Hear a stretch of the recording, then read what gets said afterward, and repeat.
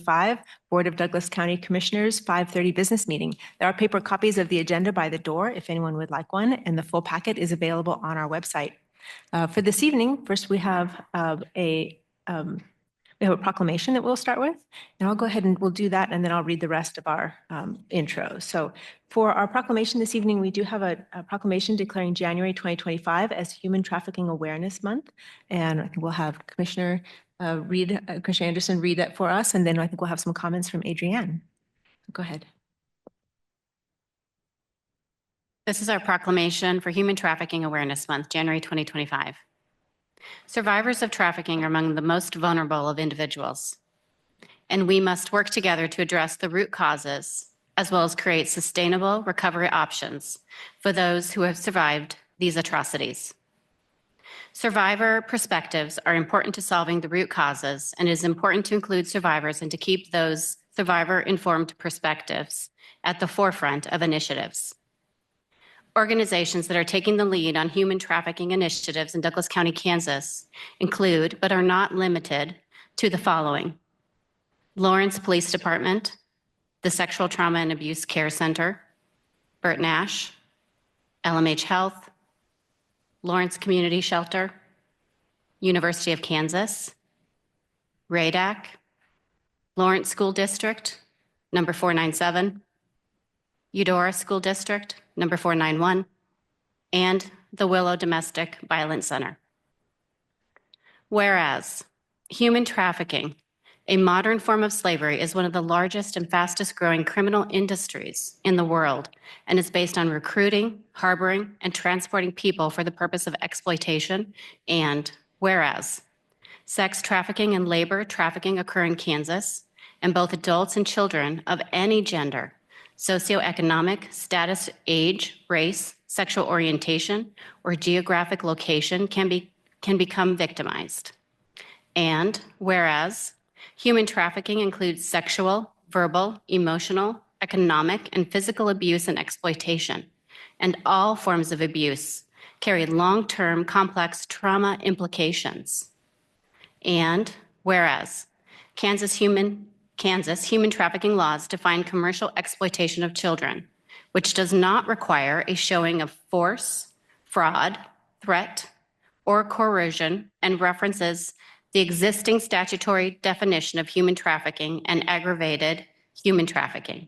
And whereas the effects of human trafficking reach far beyond its victims and perpetrators, causing disruption in our schools, places of work, and neighborhoods.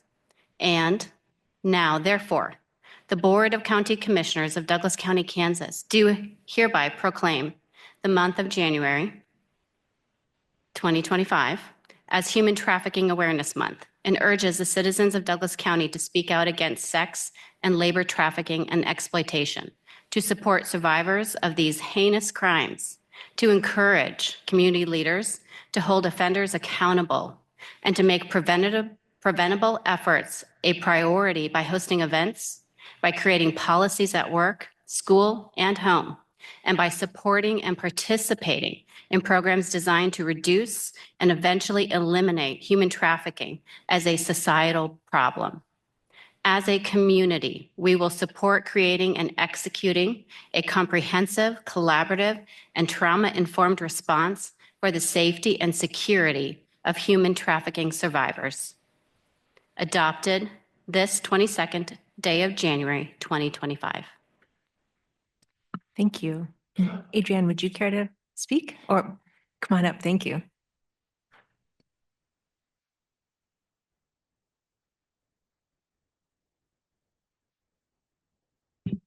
Zoe, we push the button on that microphone and it'll turn green. There you go. Now you're live. Testing, testing. Hi, my name is Zoe Barlow, and I am the domestic violence and human trafficking advocate at the Willow. And I have this prepared speech for you.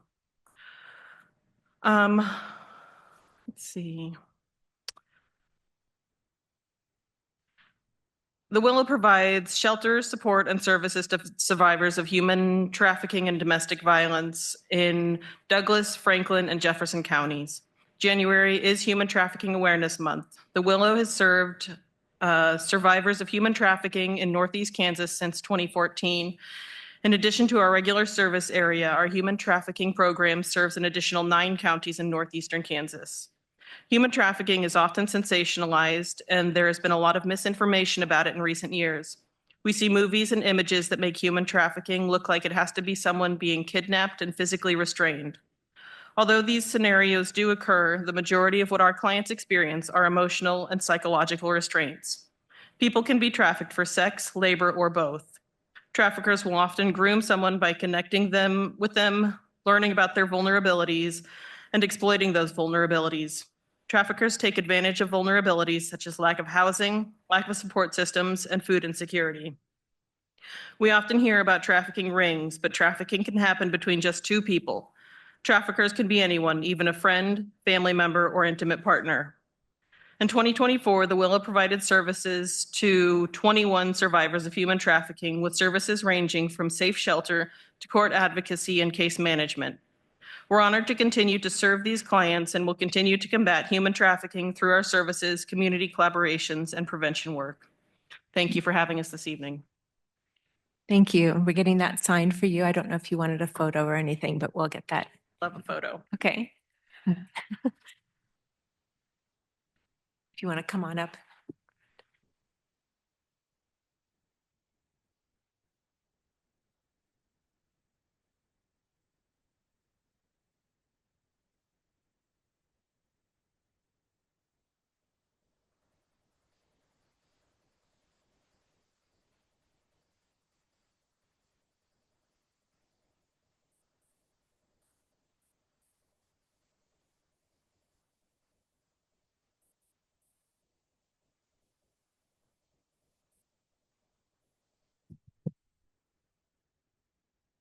Thank you all for being here.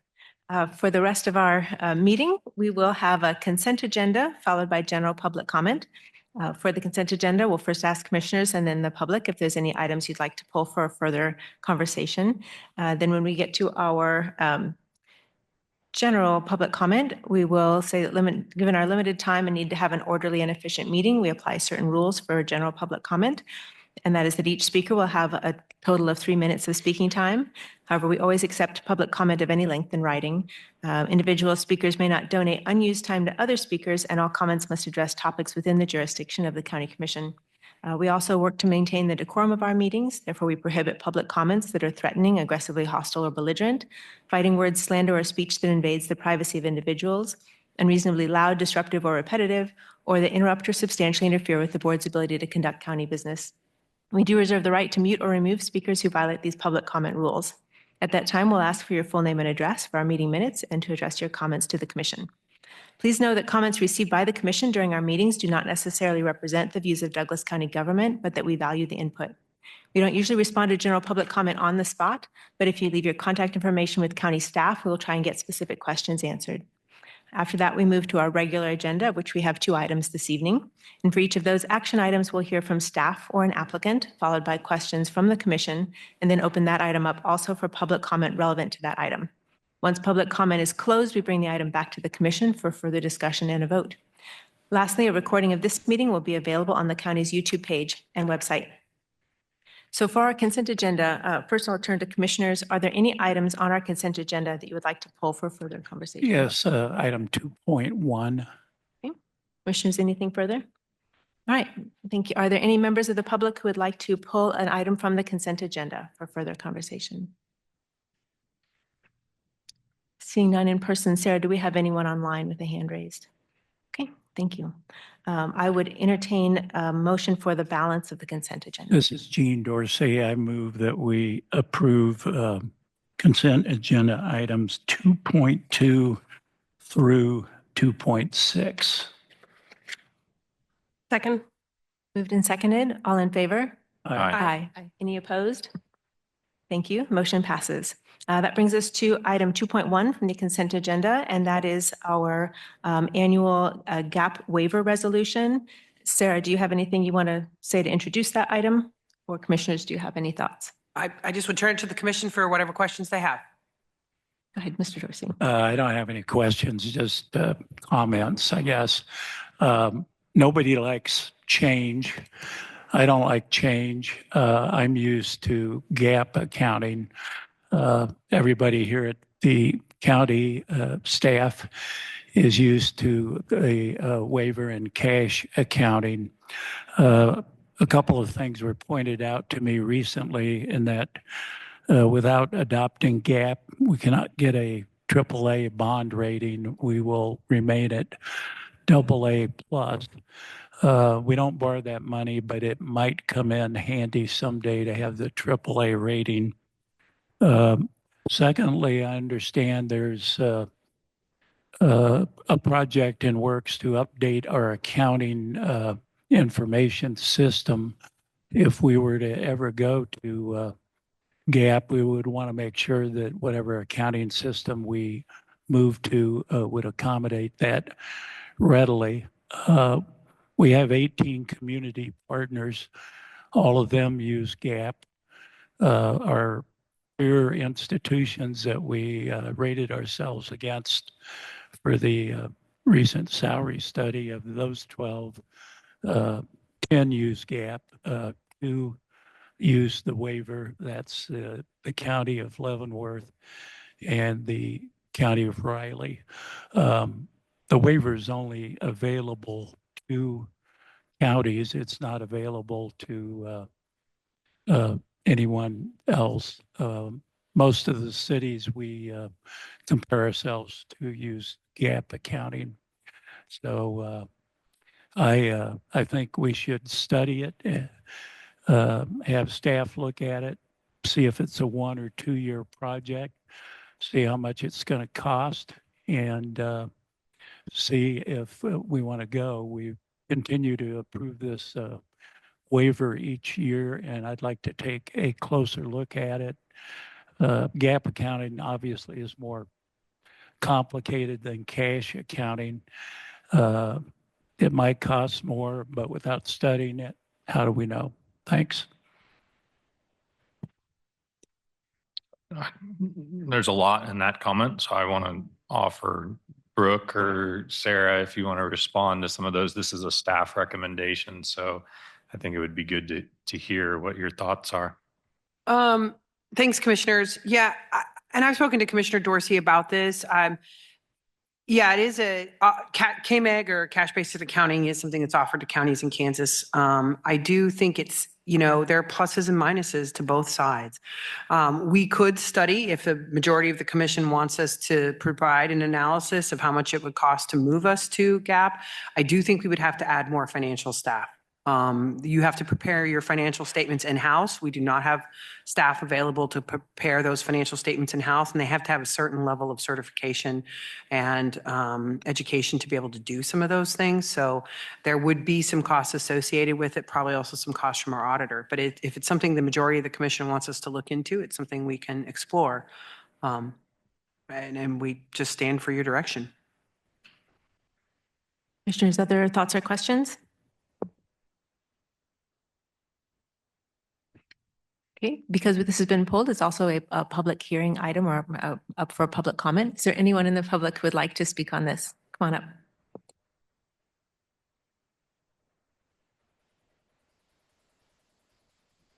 Good evening, Brent Bovee, rural Douglas County. I noticed your background info on this half-page document states 2 reasons for recommending waiving the U.S. GAAP requirement. 1, this method simplifies the accounting process by focusing on actual cash flow. 2, has been the method of accounting for Douglas County since 2010. The first reason of simplification completely misrepresents the facts. The U.S. GAAP accrual basis of accounting requires preparation and presentation of a balance sheet, an income statement, and a cash flow statement. So not only does it provide additional transparency, improved and enhanced financial reporting, and proper, adequate internal controls, U.S. GAAP requires a cash flow statement that identifies cash activity with much more transparency and detail than the modified regulatory cash basis of accounting and reporting under KMAG. Some of you in this room know this, yet you consistently recommend waiving the U.S. GAAP requirement year after year. Secondly, what was the annual operating budget and spend in 2010 for Douglas County? How much was it?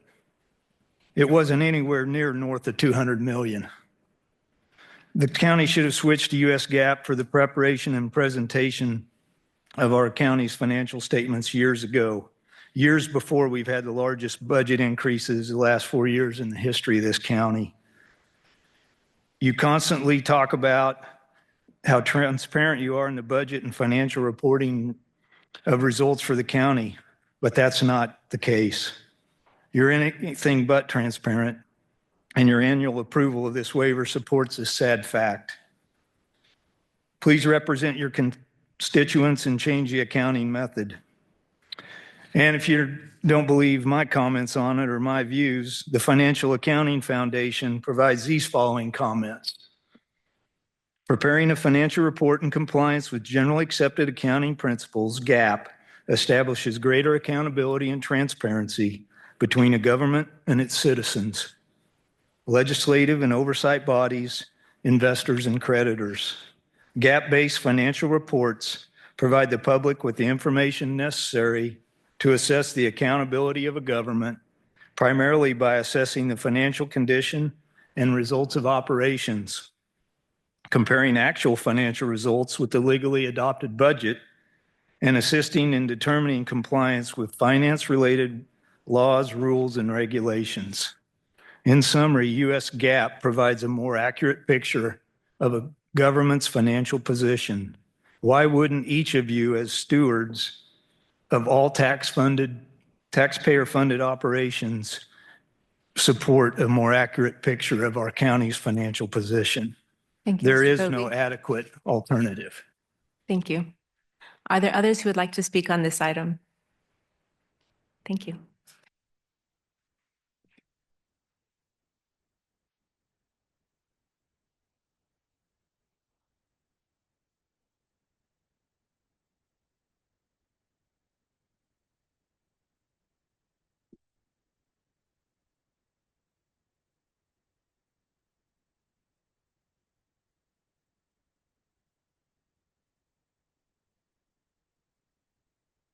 Thomas Duggar, 5366 East 25th Street.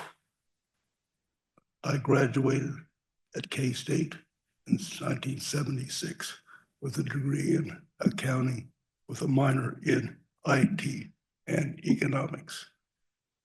Cash flow is the most important tool to manage money, because you have to know how much you have coming in to make your payments on your bonds and payroll, etc.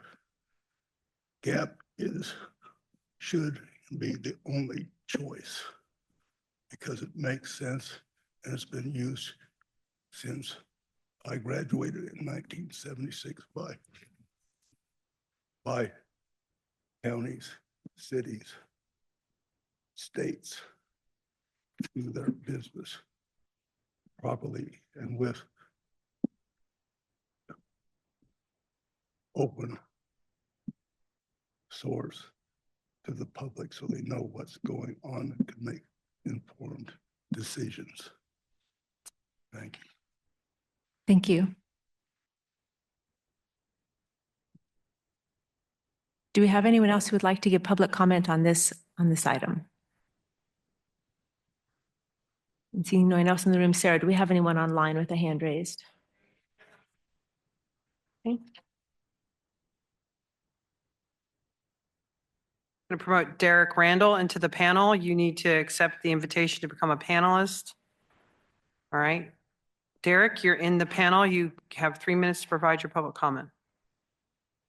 And this is on item 2.1, the gap waiver. That's my assumption. Okay. Derek, you can come off mute and provide your public comment.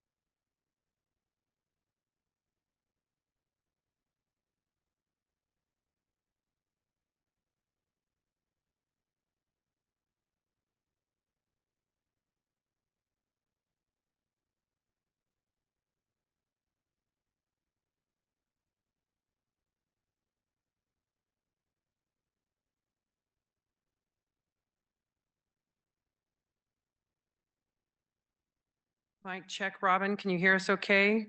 Carrie, do you have us? Testing. Yes, you sound good. Thank you. All right, I think we'll give it another shot. All right, so are we recording? We are recording. So we've had some technical difficulties. I think our Zoom is back up. However, we need to get that Zoom link. I think the media is going to help us get that out to people and get it up on our website. Is that We're in the same, progress? we're in the same The same? meeting Excellent. for now. Okay. All right. Well, thank you all for your patience. We did give a recess and we still have 2 minutes on that, but I don't see that anybody left here and I think maybe we're back on track. So um, Yeah, commissioners, I guess I would, as opposed to a hard deadline of May 1st, and I'm sorry, I was tied up with the technical difficulty, so I don't know the exact date that Commissioner Dorsey said in his motion. I'd like to have the chance to talk to staff, talk about how much time would be needed. We are in the middle of preparing for our audit and merit and market increases for 2025. So I'd like a chance to talk with staff before a commitment to a certain timeline, bring it back to the commission with a timeline as to when we think we can get that information for you and what would be involved in that discussion, and then bring it back to you at that point. Hopefully before May 15th, if we can, but I want a chance to talk to staff. I just put that in there for May 15th because I thought there could be some issues with the budget for 2026 if we decided to go that route. And I didn't want us having to redo the budget all over. Yeah, I totally understand that. And I agree that if we're going to need some cost considerations to move towards that in 2026, it's something we want to consider as we develop that budget. Actually, we developed those estimates in April. So that's part of I'm working ahead of that timeframe. Also, the way we set up our chart of accounts and all that information is set for 2026 when we set our budget. So oftentimes this is a pretty long process to make sure we can make that transition. Well, I'd like to amend my motion then to delete the May 15th deadline and allow staff adequate time to look into it. so Commissioner, I think you'd have to remove the motion that you made that was on the table and then offer a new one. But I think maybe before that, we should have some discussion. Okay. We have talked, in years past about the cost and benefit of going to gap accounting, and a lot of that does hinge on we have a pretty strong but mighty finance team, and that would make some differences there and have certainly some fiscal implications. So, commissioners, is there interest beyond one to have have staff come back with further recommendations or cost benefit analysis on that?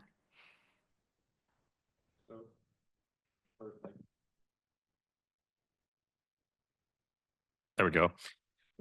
Commissioner County, we have a motion, so we need to either withdraw the motion or we need to second the motion before we continue discussion. I could be wrong on that, but I think that's the right way to do this. So we had a motion. Are you willing to withdraw your motion and then we can you had some changes?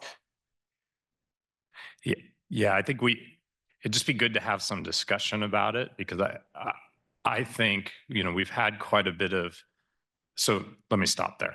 Yes. Okay, I withdraw the motion. Thank you.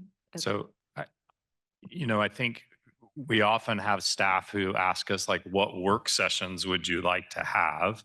And we could certainly ask for a work session around accounting principles that may give some more background information, and then we could give direction to staff at that work session for a product that they could bring us there. And I think we've had a lot of communication from the community around our accounting principles and how we do our budget.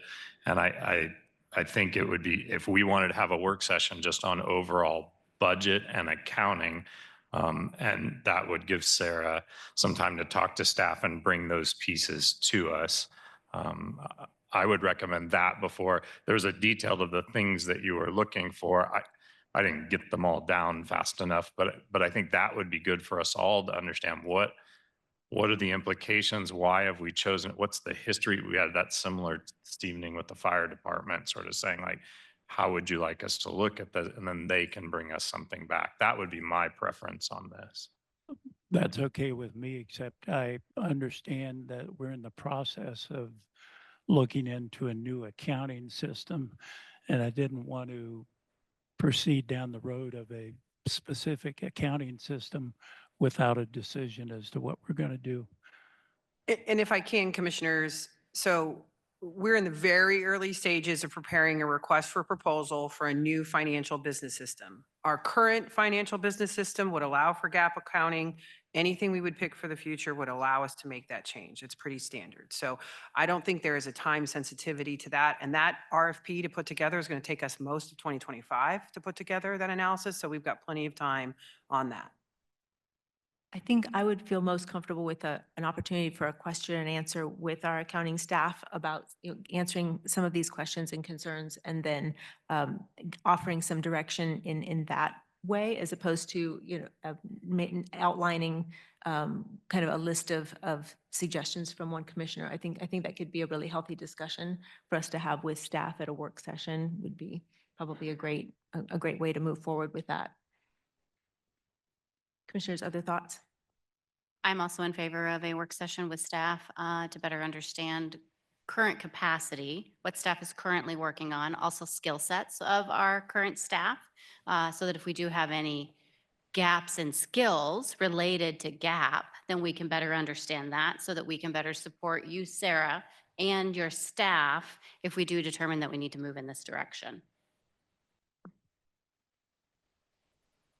This is Commissioner Reed, and I definitely support the idea of a work session and think that it certainly warrants more study together and discussion amongst us and with the public. So I certainly like that idea.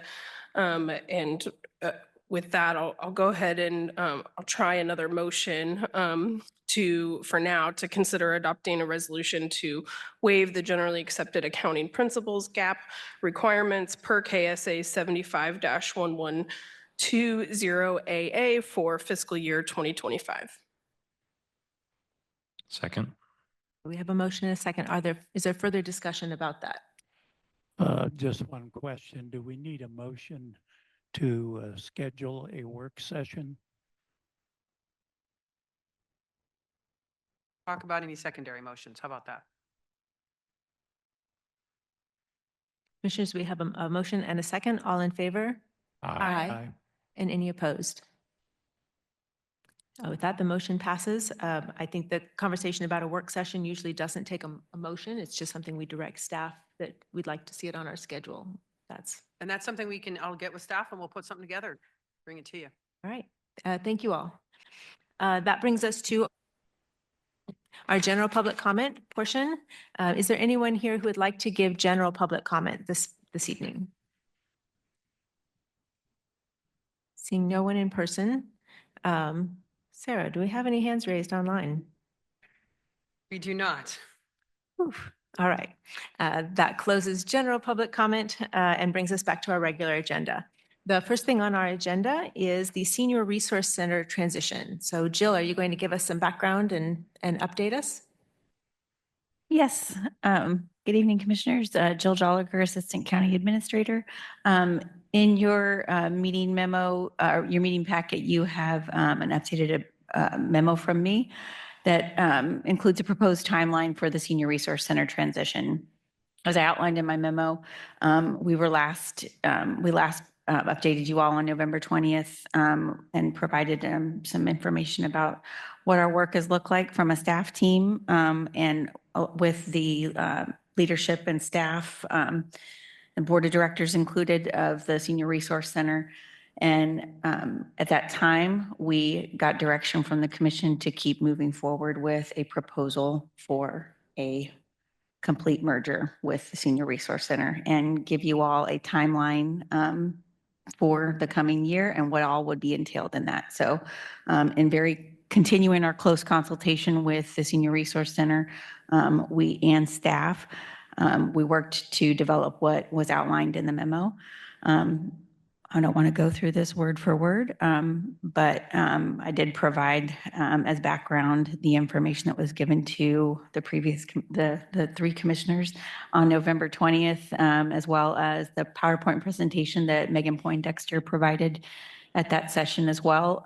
So we're happy to, Megan's here. I know there's a lot of staff from the Senior Resource Center and their board chairs here as well. So we've got a great group here to speak to any questions, concerns you have.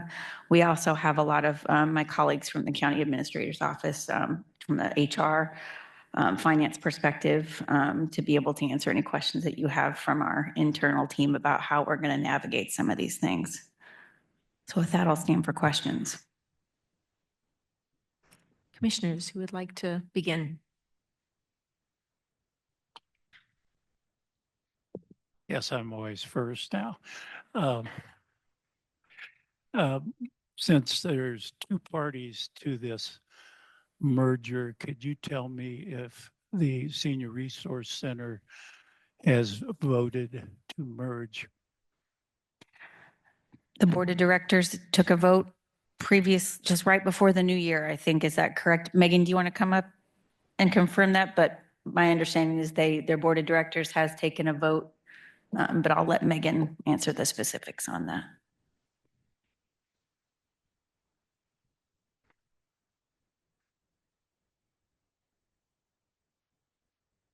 Good evening, Megan Poindexter. I'm the Executive Director for the Senior Resource Center for Douglas County.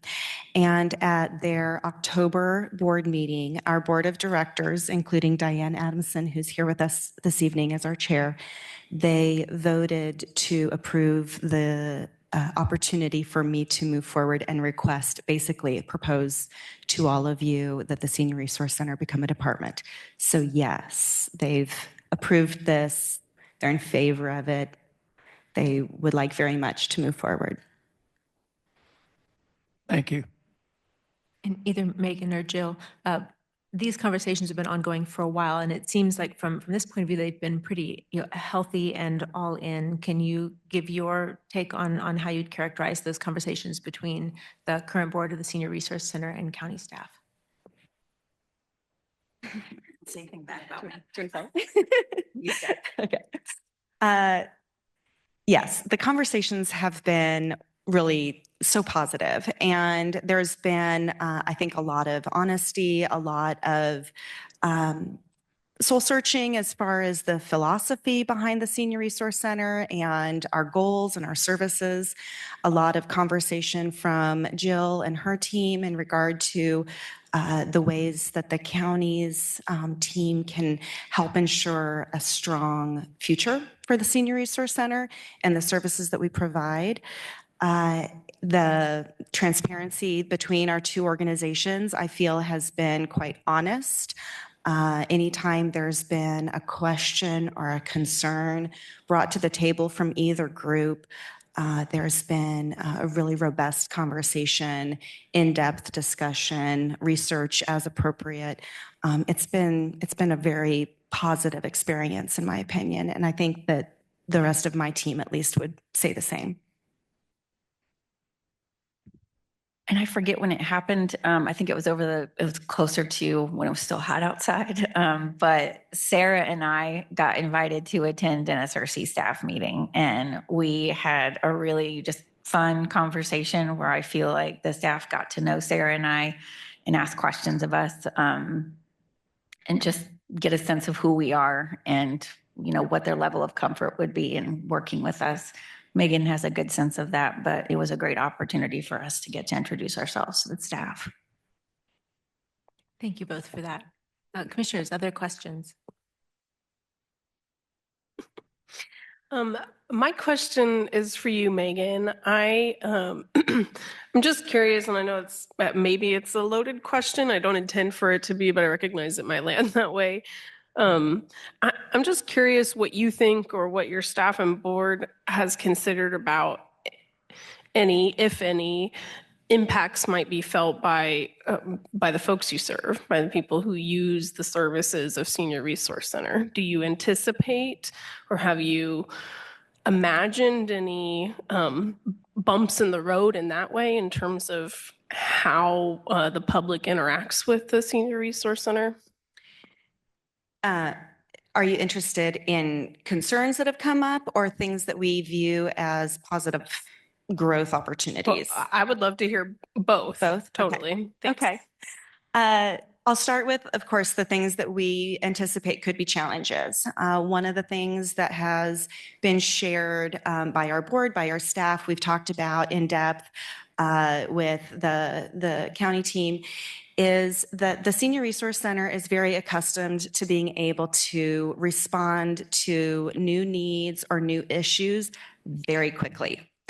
And we, because, we're a smaller organization, we don't have a lot of hoops, internal hoops that we have to jump through. We've got a board of directors who we have a pretty fantastic relationship with great communication, good reporting back and forth. And that's allowed us to do things that our senior community, our older adults, things that have not been anticipated with a lot of notice. A really easy example is just this past fall when Lawrence Memorial Hospital terminated a couple of their Advantage plans. We've always done Medicare counseling for Advantage plans, but it's always been on a pretty small level because it just hasn't been necessary. And we were able to ramp that up really fast and really big in order to meet that need during the open enrollment for Medicare this past fall. So that's just a really easy recent example of something that we want to make sure we're always able to do. We're always able to react quickly, knowing that just stereotypically anything that brings in not even just government, but more people at the table, sometimes it just kind of slows down the process. So that's just probably the biggest concern that I think that our team has voiced. I don't know that there's a real clear, fast answer for that, except that we'll do our best to not put unnecessary barriers or restrictions on time in front of us. As far as the opportunities go, to serve our older adult community, right now the Senior Resource Center has a very good base. One of the things that we talk about a lot is doing what we do really, really well and not doing things that we're not going to do well. And trying to, because we're restricted on some of our resources, being very careful to not make promises that we can't keep. So sometimes that requires us to hold each other in check because there's a lot of desire to do more from our staff. And they don't have the time, they don't have the financial resources to do some of those things. So I think there are some great opportunities ahead of us with this conversation and the opportunities that Jill and I have identified that will open up both the financial resources that we might need in order to have a great team to provide the services, but also through the means of some of the wonderful folks that are on the county's side, administratively, back office, that might make some really great time management opportunities for some of our staff to be able to do more with their days, with their limited time. And as our population changes and as more older adults need services or need more robust services, I think that's where we're going to pretty quickly be able to find some benefit for our community. Thank you, Megan. I appreciate that. And I appreciate you highlighting what I think and what I hoped from the beginning, early parts of this conversation would be true, which is that the county can really help play a role of taking on much of the administrative factors that in a small organization can be incredibly time and labor and resource intensive in small organizations is the nature of it. And so I'm hopeful about that opportunity also and what kind of capacity it really gives your staff over time. And then I appreciate your acknowledgement about the potential challenge and just the fact that there's no obvious answer or solution to that, and perhaps the solution will not even be needed for that sort of theoretical possibility of time being slowed down or bureaucracy getting in the way. But I appreciate you just articulating it. I think it's important, and I know that it's been happening between your staff and our staff to articulate the possible challenges so that we're sort of clocking for them along the way. If and when they bubble to the surface, we're able to sort of name it and know that that's what's happening, and are there other solutions and adaptations to think through when it happens, instead of feeling caught off guard and then getting stuck in a place of frustration because nobody considered that it might be possible. So I just appreciate that there's been some thoughtful and transparent candor about what may or may not come of this, both positive and negative, and to figure out what the balance of that seems to be, really in favor of of a transition that will hopefully increase your capacity in really meaningful ways. I had a constituent reach out with some comments I just wanted to share with you for some feedback, and it also kind of echoes what our work session earlier, our study session was earlier today. And the comment was, it was someone who was a longtime volunteer under a previous director and felt that that senior resource was really to provide resources as opposed to activities and events. And that's one point of view that I put out there, but also just wanting to know that we're kind of always looking at how do we right size services, and as it becomes, if we end up becoming a county department for senior resources, is it necessary to duplicate services for other things that might be available in the community, but offering them specifically for an age population?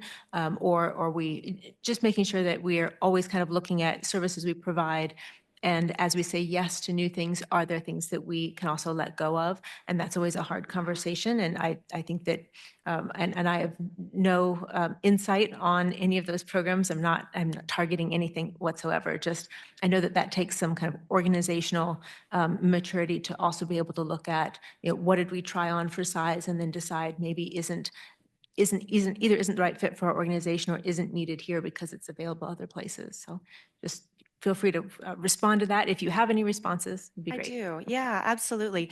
I think that's a really valid concern that someone might have. One of the talking points that the staff go through whenever we discuss a new activity, either something that might be viewed as recreational, just to kind of address that. Whenever we have one of those conversations, the first thing we do is talk about who else is doing something similar. We've got great community partnerships. We have zero interest in duplicating what one of our community partners are already doing well. And I think that that is one of our greatest strengths as an organization, is those partnerships. And I believe that there's a really good trust factor between our organization and our staff and those in the community. So, if it's talking about a yoga class, for instance, we're going to talk to the Parks and Rec departments. What are you guys doing? Where's your gaps? Are you having difficulty meeting those needs? Do you believe that it would benefit our community if we were also providing a yoga class? And if they came back with oh, no, we've totally got this, then we're not going to spin our wheels doing something that's being done well elsewhere. So we have that conversation as a staff regularly whenever something comes up. And the great thing I think about what we're doing right now, as far as some of those activities go that are beyond just the resources and referrals, is that one of the things that's one of the lessons, one of the silver linings of COVID, if you will, is that we really learned so intrinsically how important it is to eliminate isolation and loneliness. And the data on that during that COVID experience, especially for our older adults, just became so truly undeniable. And we all had that personal experience ourselves, that feels like. So we've started to grow more of those opportunities for folks. And one of the side effects that I think it brings with us is that when people come to the Senior Resource Center for something else, something that is, maybe enjoyable or educational or, whatever the case might be, then when they do have a crisis come up, we're a known entity. We're a trusted entity. They feel good coming in our doors and approaching us with something that might be very sensitive. Their pride might have taken a hit. They're scared when it comes to anything regarding their health. That's terrifying. Housing, we had that conversation a lot. It's very sensitive for some folks. And by creating these relationships before the crisis happens, it's my hope, it's my belief that that allows those individuals to come to us in a really personal way that allows us to help them in a way that maybe otherwise we wouldn't have been able to. Thank you. Commissioners, are there other questions I before we might turn to public comment? just relay some comments. I met with some board members of the Senior Foundation of Eudora yesterday, and to summarize their comments as far as they're concerned, don't try to fix something that's not broke. They're very happy with the support that you give them, and they want it to stay that way, basically. Some of those folks are anti-property tax increase people, but they said this is something they would like to see their property taxes pay for. And so they were very in favor of this. There's a few inequities, I think, that have to be worked out. For example, you pay your drivers, they don't pay their drivers. All their drivers are volunteers. So there's still a little work to be done, but they're quite happy of this. Just a couple of questions. I think when we met last, we hadn't talked to the city about the building. Do we have an update on that? We've had a conversation with them. They're completely amenable to transferring over the lease, and they had no concerns. Just as soon as we have a timeline for that, we'll get that started with legal counsel and move on from there. I think the details of that, one of the first things I did when I got a copy of the lease is I shared that with my colleague, Julie Sackrider, to make sure that we're being thoughtful about the commercial insurance and all the implications there, what all we would need to be thoughtful of. But then also, thinking about the maintenance implications. And Jimmy Wilkins has met with Megan and walked through the building, and then also subsequently had a follow-up conversation with the city's maintenance director earlier this week or last week. And there's mutual agreement that when that new lease is developed, we don't really want to change much, if anything, except for that the lease would be between the county and the city, and that the city maintenance department would, for the most part, continue to be the lead in responsibilities for a majority of the mechanical systems, if not all of them. And then the most cost-effective thing in terms of custodial service is to keep having a contractual agreement with the existing provider, which has been very satisfactory. And that was something that those are just initial conversations, but no significant concerns with the lease agreement. Thanks. Right. My second question is, so we set aside in our budget 250,000 thinking about ahead about this. With this timeline, does that put it so that when we start looking at the 2026 budget, we're considering the senior resource as a department in that budget? Is that correct? Not yet. Okay. Right. Those are 2025 estimates. And so we haven't even, but it does take into consideration, I think those estimates for 2025 take into consideration the compensation adjustments that were already scheduled, but no, we need to think about 2026. So yes and no. What I would Okay. say is that I think that $250,000 will cover what is needed for 2025. Yes. With your direction tonight, unless you change that timeline, we would proceed on preparing a budget for 2026 that included SRC as a county department. And then those, estimates for 2026 may go up from there. But does that help? I think I didn't ask my question very well. That's what I was looking for is, yeah, no, I think it's my fault. Okay, good. So what we're talking about this evening is not, I just want to make sure it's clear for the public, is not an increase in taxes. It's actually, we budgeted what we needed for this, right? And that any other increases for 26 and beyond would be part of our regular budget process that happens in July. Okay, just confirming that. And then the last question, and I'm glad to see Michelle here, is like the big change in it is salaries and benefits and labor. I mean, that's the real deal here. And I'd be interested to hear a little bit from Megan, maybe, and a little bit like, what was the thing that really drove that number? Were we underpaying our staff members at the Senior Resource Center before? Or is our benefit, because we've heard our benefits program needs a little oomph to it to be competitive. Can you get, I mean, that seems to be the thing we're not talking about, like that. Let's talk about it. My interpretation of all the conversations we've had is that, yes, the staff at the Senior Resource Center were working in a completely different wage environment as a not-for-profit. We know that those are the challenges of a lot of the not-for-profits in our community, unfortunately. So that is it. Yeah, and our benefits package is more expensive than what they're currently getting. Right. So while our benefits package is not necessarily comparable with our peers, and we're going to have a work session later this spring to talk about the benefits under the McGrath study, compared to what they currently offered, the benefits on their team, this is more than what they've had in the past. Sarah, more benefit and more cost also Yes. to the employees.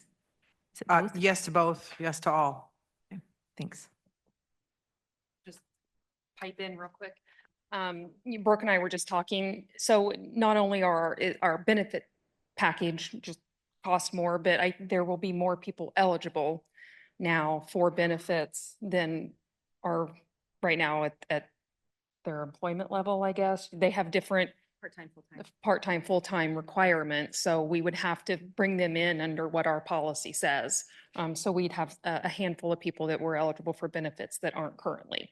And then when we did the McGrath study, McGrath has already worked with them and placed them within our pay ranges that we just finalized when we implemented the study. So their titles have already been established. They've been placed in the pay ranges, which is how Brooke did the personnel budgeting. So we've done a lot of that work already and should be able to just, slide them into those roles when we're ready. And that staff was not receiving capers. So that's a whole new cost that would happen when they come on the payroll. Okay. Capers 3 or Capers 2? There'll be capers 3. Yeah. So I know. Yeah. Yeah. It's not much of a benefit. Yeah. Okay. I just want to make sure we're clear is that we had people who were doing very valuable work, working with our seniors who were not having health insurance because of their status and work. And this gives them health insurance. I believe everyone who works should have health insurance. And so I see that as a real benefit here is that not only, and this isn't a question, it's a comment, but not only are we ensuring that the Senior Resource Center sticks around, because I think that was a real concern we had early on, but also that we are paying those people. And this is an area, whether you're talking about CNAs, anybody who is working with seniors is drastically underpaid for the work that they do. And we need to do everything within our power because those people live in Douglas County. to make sure that they are recognized for the work they do and paid appropriately, and not expect them to do less than fair wage work because of their mission in life, which is to serve seniors. So that's my comment. I'll just put this in a bit of context too. Thank you, Commissioner Kelly. But yeah, this is a problem, across our nonprofits, but Douglas County is not expecting to step in and do anything about all of those nonprofits. Just wanted to put that out there. That the reason that Senior Resource in particular fell on our radar for this is because we are by far the largest funder already. And so looking at some of these, Senior Resource really is kind of unique in this way that Douglas County tax dollars were funding the vast majority of the work already. And yet we did not have the flexibility to, have other conversations about what Douglas County can and should be doing with seniors, because it was an independent entity. So I just wanted to make sure we're setting some boundaries, that this is not the beginning of many things. At least in my opinion, this is a pretty unique situation that we're looking at this. So that in terms of the fiscal impact, there is a fiscal impact because of paying people in a county wage scale as opposed to where they were. But it's not that we're taking on the whole, that it's all new tax dollars going to this, because it was already supported with Douglas County tax dollars. So go ahead, Commissioner. Thank you, Commissioner. I also want to reinforce, I appreciate the fact that you did bring up wage disparities within our nonprofits, but I also want us to also be very mindful of the fact that we could have other nonprofits coming to us because of that wage disparity. And knowing that our older adults have paid into our system here in Douglas County, it is so important that we do consider them and that we continue to take care of them. But as we think about that, we have many nonprofits that are also taking care of this population in many ways. So I want us to be very mindful of the fact that we may have many other entities coming to us because of their wage disparities and listening to this, whether it be today or after today, and desiring to have their wages elevated, to have insurance, and to have capers. And we'll state this, we will not be able to bring every single entity on board and for them to become a part of the county and or to become their own county departments. So we will have to be very careful with these decisions and ensure that we don't have duplication of services.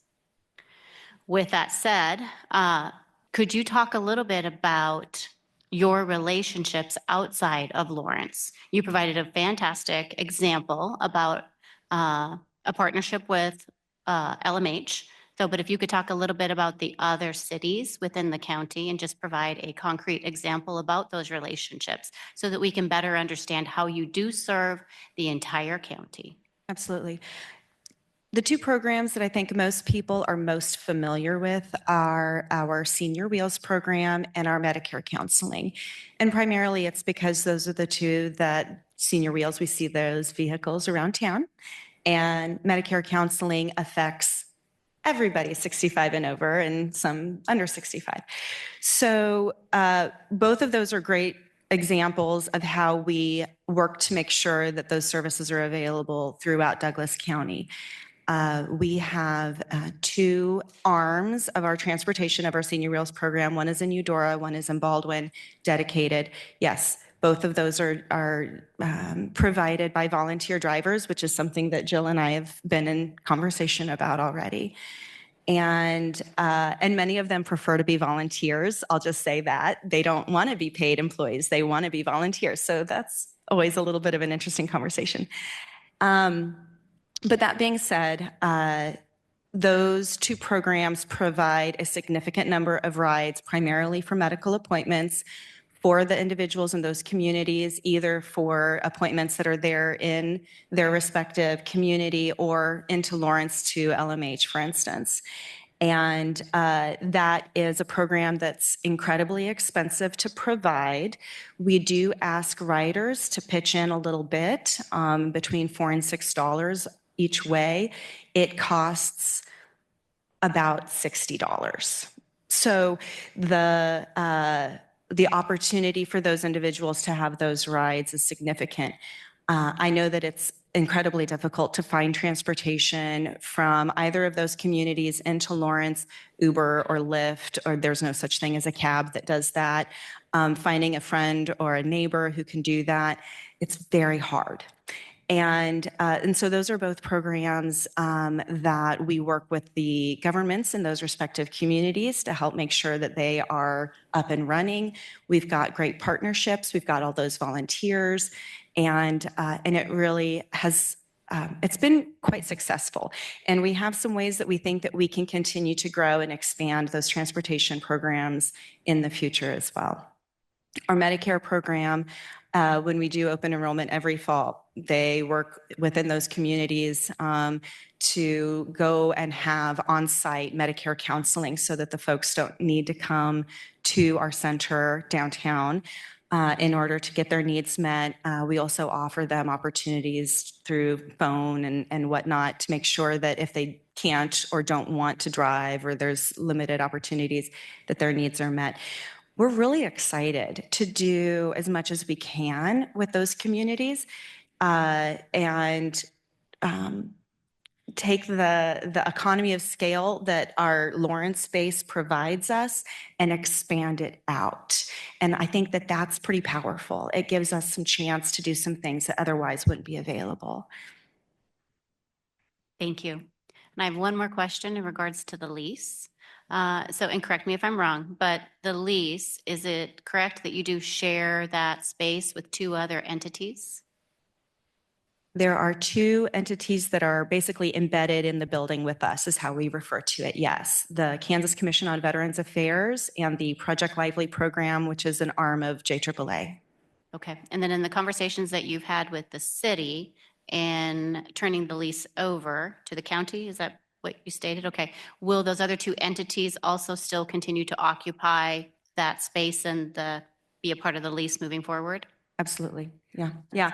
The city's been, when we first moved back in 2019 and approached them to say, hey, if we've got people who want to rent the building to help with revenue, and they said, that's great. Do it. What can you do to help bring in the revenue that you need in order to make your organization go? And so in addition to those two entities that they make it's not a huge amount of money each month, but it is there. But it opened that door. It opened the conversation with the city to say, how do you feel about other entities besides just SRC being on that site? And they were very enthusiastic about it, and there's never been a concern or qualm. And with the change in ownership going to the county, will there be a change at all in any lease payments or rent? Yeah, we'll have to figure that out. That's a wrinkle that we'll have to figure out when we move forward. Okay, even with the Kansas Veteran Commission still staying as an entity, you believe that the rent or the lease will change? I don't envision any changes at this point unless that direction comes from you all, or that's something that that Megan and her team thinks makes sense to not include them in a future lease agreement or have them be able to continue to occupy that space. Because my understanding is, especially as it relates to JAAA being in that building, that it makes a lot of sense to have co-located services there. So we definitely have to figure out how we would manage that, the collecting lease payments and all that, but we can try to work through that. Okay, because I believe one of the positives for all entities occupying that space is a lower payment. Yeah, it's it's very Very similar low. to what we offer at our human services building, the Ridge Court building. So because it makes sense to make those services co-located and convenient to the population. Okay, so it would be beneficial to ensure that all three entities continue to occupy that particular building so that we can keep that payment as low as possible. Yeah. Thank you. Yeah. Can I ask Megan about the senior wheels? How is that then available equitably to the unincorporated area? We take calls from whoever needs a ride, and kind of it sounds a little bit glib, but it's not. If we've got a vehicle and a driver available, they go. And it doesn't matter what part of Douglas County they're from. If we can get take them where they want to go, we will go get them and take them there. And so we just really apply that. We would love to provide more services to some of our lesser served parts of the county. And so I think with going back to the conversation about having a little bit more administrative capacity, that may be where we're able to do some additional outreach. We're able to kind of get out from behind our desks a little bit more and get out and maybe work with those individuals to figure out how we can better serve them. And can you speak briefly to Lecompton? I know they don't have a specific senior wheels located there. So is there a lot of calls for service, or is there a great need? There's not a lot of calls for service to Lecompton. We've worked with them to try and identify, particularly when they lost their grocery store a few years ago. We worked to try and help identify some stopgap solutions as they were figuring out and getting accustomed to that. We've identified, what if we do we go and we can have 5 people at a time, and you get on and you go in, and we're going to take you into Lawrence to the grocery store there, and we make it available, and people don't necessarily take advantage of it. We don't get a lot of calls from Lecompton for rides right now, but we get real excited when we do. Thank you. Commissioners, other questions before we go to public comment? Okay, thank you. We'll turn back to you in a minute. Is there anyone in the public or here in the room who would like to give public comment on this item? Come on up.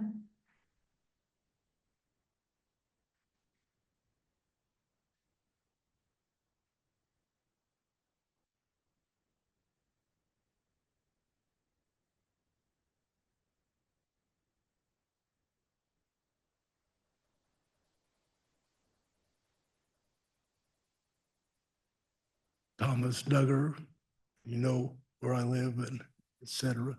And if you want to pull that mic up, tall people have a hard time reaching it. You can just pick it up and, yeah, thank you. I got to commend Mr. Kelly on all his comments. Spot on. Also, there's a lot of comments. I agree with all of them. There are a few items related to this Senior Resource Center. As far as Lecompton, no grocery store. I'm looking for business opportunities. I'm retired. I have plenty of time.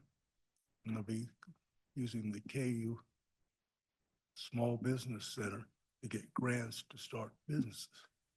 Perfect example would be starting a grocery store in Lecompton and get partnership with Checkers or Merck Co-op to open a satellite of them. They're not big based on the supply and demand. That way we'll need, and you'll have more need for senior rides to Lecompton, but also so they can go grocery shopping there, and the Lecompton people will probably want transportation to Lawrence to shop at Snickers or Merck Co-op or Dillon's, etc. So there'll be a increased demand. So you need to increase the supply. And me, I would gladly volunteer for senior wheels, particularly in DeSoto and Baldwin City. I could volunteer at both places because I have the time to do it.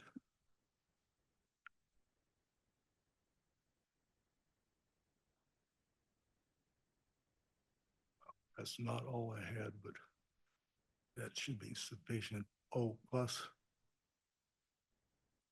the staff needs a person to do GAP.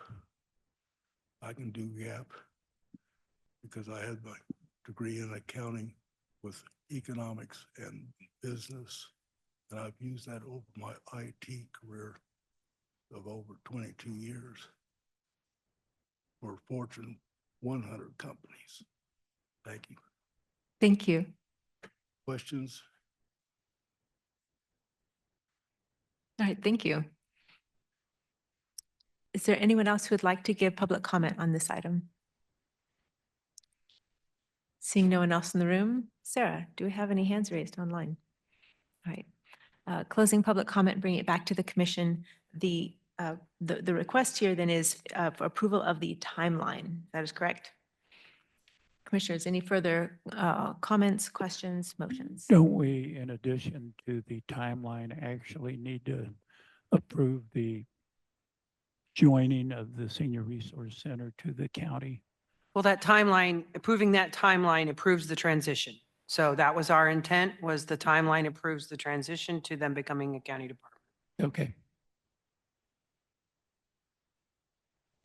It's Commissioner Reed, and just share a couple of comments to add on to the discussion from before. I'm really excited about this agenda item and very supportive of the transition plan and appreciate the detailed timeline that's been brought to us after a couple conversations over time. And I think it really lays out a smart plan for doing it in a thoughtful and a bit of a piecemeal way in order to not lose any of the puzzle pieces, so to speak. So I really appreciate county staff's time and SRC staff's time in really figuring out what a transition plan looks like that really makes sense and that is measured and thoughtful over time instead of it, just I think that we were really thoughtful about that and I appreciate it. As a matter of just marking the occasion of such a significant change that we're talking about, I am really supportive of this idea for a few reasons. But I want to note, I'll echo what Commissioner Kelly's comments said earlier, that honestly, the biggest piece of why I've been supportive of this idea and hopeful about the possibility of it was for the purpose of being able to really sustain an organization that has a long history as far as nonprofits go in this community too, one of the longest, and that is really relied upon by people in our community and across our community. It really is a good example of a nonprofit who is very obviously working to reach into every corner of the county and make sure that their services are available countywide, even if their headquarters, so to speak, is in Lawrence, right? And so I think that fact and the fact that people who work specifically serving seniors in a variety of roles, as Commissioner Kelly pointed out, are hugely underpaid. And while there's some truth to the idea that that's true in many nonprofits, and that's just sort of a fact of working in non-government public service, if you will. But there's also nuances to that. I work at a nonprofit where I am lucky and privileged to have an organization that, because of the funding streams they have and because of the particularities of some of the work that we do, have been able to increase wages over time. And other organizations have been able to do some of that, while other organizations, such as the SRC, hasn't had the same opportunities because there are inherently different funding streams, different structures of those sort of funds and controlling statutes. There are sort of all these nuances to each nonprofit. And when it comes to the different types of senior services that might be provided by a host of nonprofits, they are notoriously with the lowest paid, most constrained wages. And so I'm really excited about and proud of the fact that Douglas County, in our relationship with and the long history we have with the Senior Resource Center, is able to help really lift those wages and lift the value of that work in the community, specifically at a time where we have a whole lot of evidence of a growing need, a population that is aging and that will have greater needs over time, more people with more needs. And so I'm really proud of the fact that Douglas County is sort of rising to the occasion of that and was open to the conversation, and that the Senior Resource Center was really open to the idea when it was suggested, and that this story of how Douglas County Senior Resource Services, a local nonprofit with an independent history in this community, is transitioning and becoming a department of Douglas County government, I think is a really healthy example for any possible future opportunities that might present themselves. And I think that we take those as they come, if they come. I don't necessarily believe that this is any sort of slippery slope to other nonprofits seeking this out. I think this was a particularly organic conversation born out of the circumstances of what the SRC does in our community and the challenges that it was facing and having difficulty overcoming as the small organization with the constraints that they have. And that we as a government organization have capacity to really help strengthen that and to sustain it for generations to come.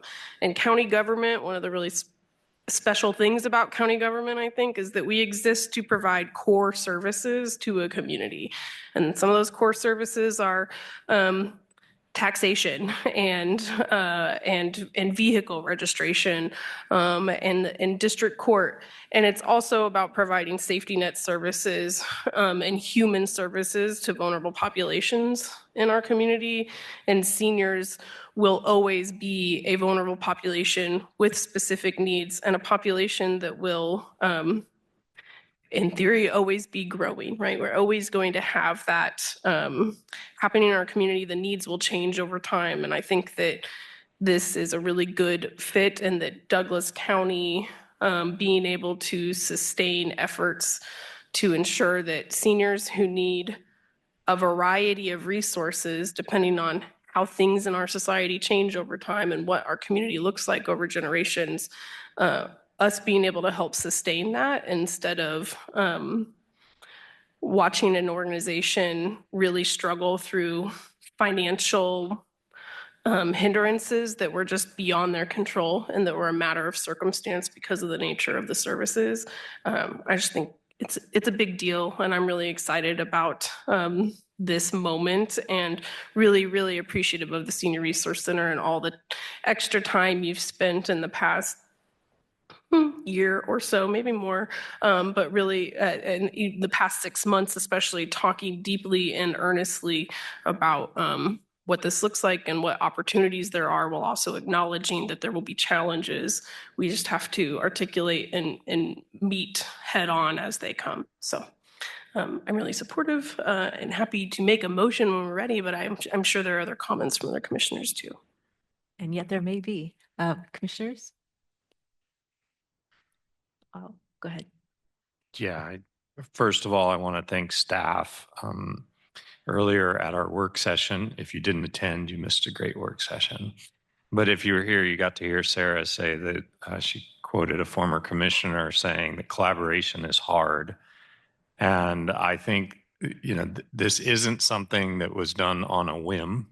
It was something that had a lot of thought, and it requires collaboration. And there are real threats here, right? Let's not welcome now, if this passes, to the county budget process.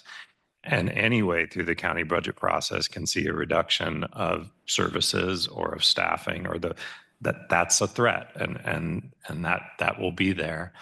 And so I really appreciate the work of Jill and Sarah's team and Megan and your board and your staff for holding space for having a discussion about something that seemed disruptive, and thanks for that.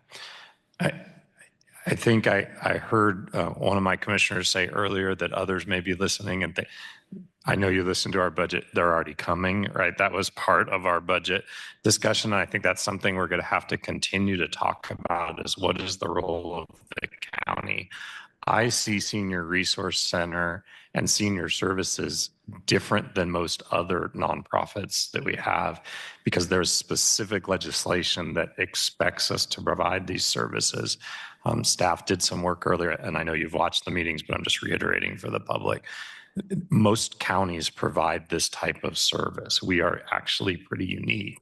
And so if our staff at the Senior Resource Center are not being paid county wages, that's uncompetitive. I mean, it's not competitive. You're not going to get the people you need to do the job if they can be in other counties doing that job for a fair wage.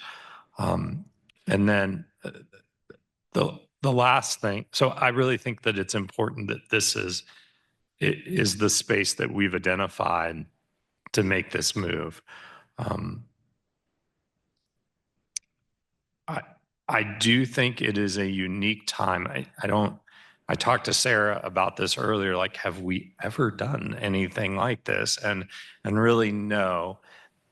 We couldn't think of a time when something like this had actually happened. I think it speaks to Douglas County's willingness to step up and support their neighbors through nonprofit, right? So in most counties, this would have happened as just a function of government. But in Douglas County, it was a nonprofit that was formed to do this work. I have a challenge for them. We need coordination in this space. Not that the senior services weren't working well together, but I think with the weight of Douglas County and it being a department similar to our criminal justice coordination and our sustainability coordination, this is a place where we really need coordination. And so I'm excited about it. I think it is a reasonable transition. I'm really not too worried about the cost, to be honest with you, because I think if this service had gone away, we would have been paying the cost anyway. So this, I think, is just thinking ahead, being smart about it, and serving people who really need our support.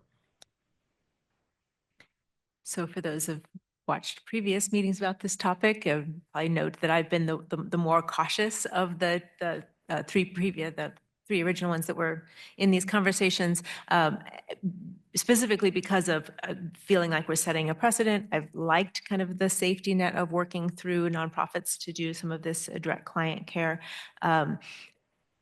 But I've watched the conversations that have happened between county staff and the board and the staff at Senior Resource Center. I think those have been incredibly healthy. Megan was very kind to sit with me and take a lot of questions from me also. I really feel like this is a healthy move forward, and I am in support of it. I do just mark that this is a unique space for us, and I'm not looking for other nonprofits to come to us asking for something similar. I think this is really born out of that desire of the commission to be able to coordinate in the space around the care and services for older adults. And I'm dedicated to that and excited about that. And so I feel like my questions and concerns have been addressed and answered. And I think this is a healthy move forward for us. But I also am very glad to hear from our two new commissioners about their thoughts in this process too. So if either of you care to. Just that I am supportive. I think, as I stated earlier, that our older adults in this community have given back their dollars, have given back their time and their commitment, their voices. Jean and I had a chance this week to meet with several in Eudora. I've taken some calls from several in Baldwin as well. And they have voiced their comments in the fact that they want their property tax dollars to go towards the Senior Resource Center, that they really would like this to become a county department, that if we're going to spend any property tax dollars, that they want it to go towards their future, that they want it to go towards their future care coordination and or case management. And that's important. We really want those that have supported us, that have the wisdom and the thought leadership and have really built our community to feel like we are also supporting them and that we are there, that we are here for them as they are taking this next step in their journey in life, and that we are also taking that step with them and supporting them through this journey. So I'm very supportive of this. It's all been said, so I don't need to repeat anything. I'm supportive. All right, I believe we had an offer for a motion from Commissioner Reed. Are you still interested in doing that? Or, I see Commissioner Kelly unmuted already. right? But I do have it right here. So I move to approve the proposed timeline for Senior Resource Center transition to become Douglas County Department by October 1st, 2025.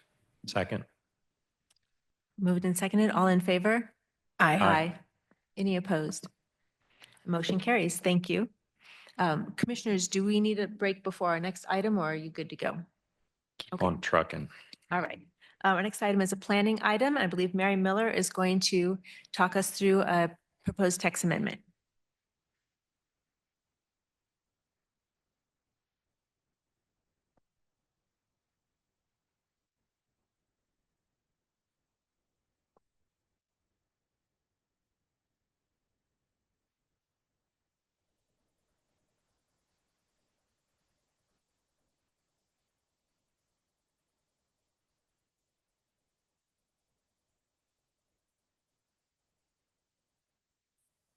Thank you, Mary, for giving us a little time to reset the room. So appreciate it. Mhm.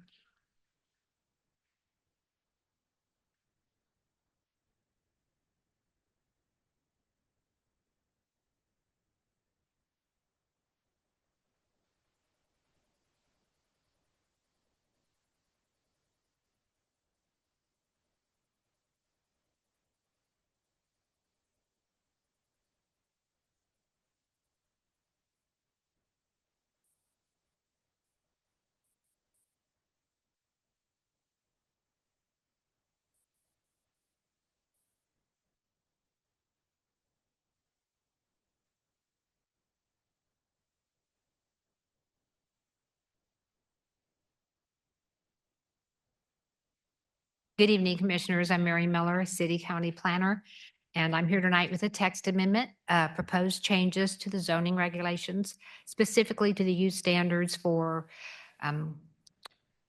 commercial or solar energy conversion systems, or what we typically call a solar farm.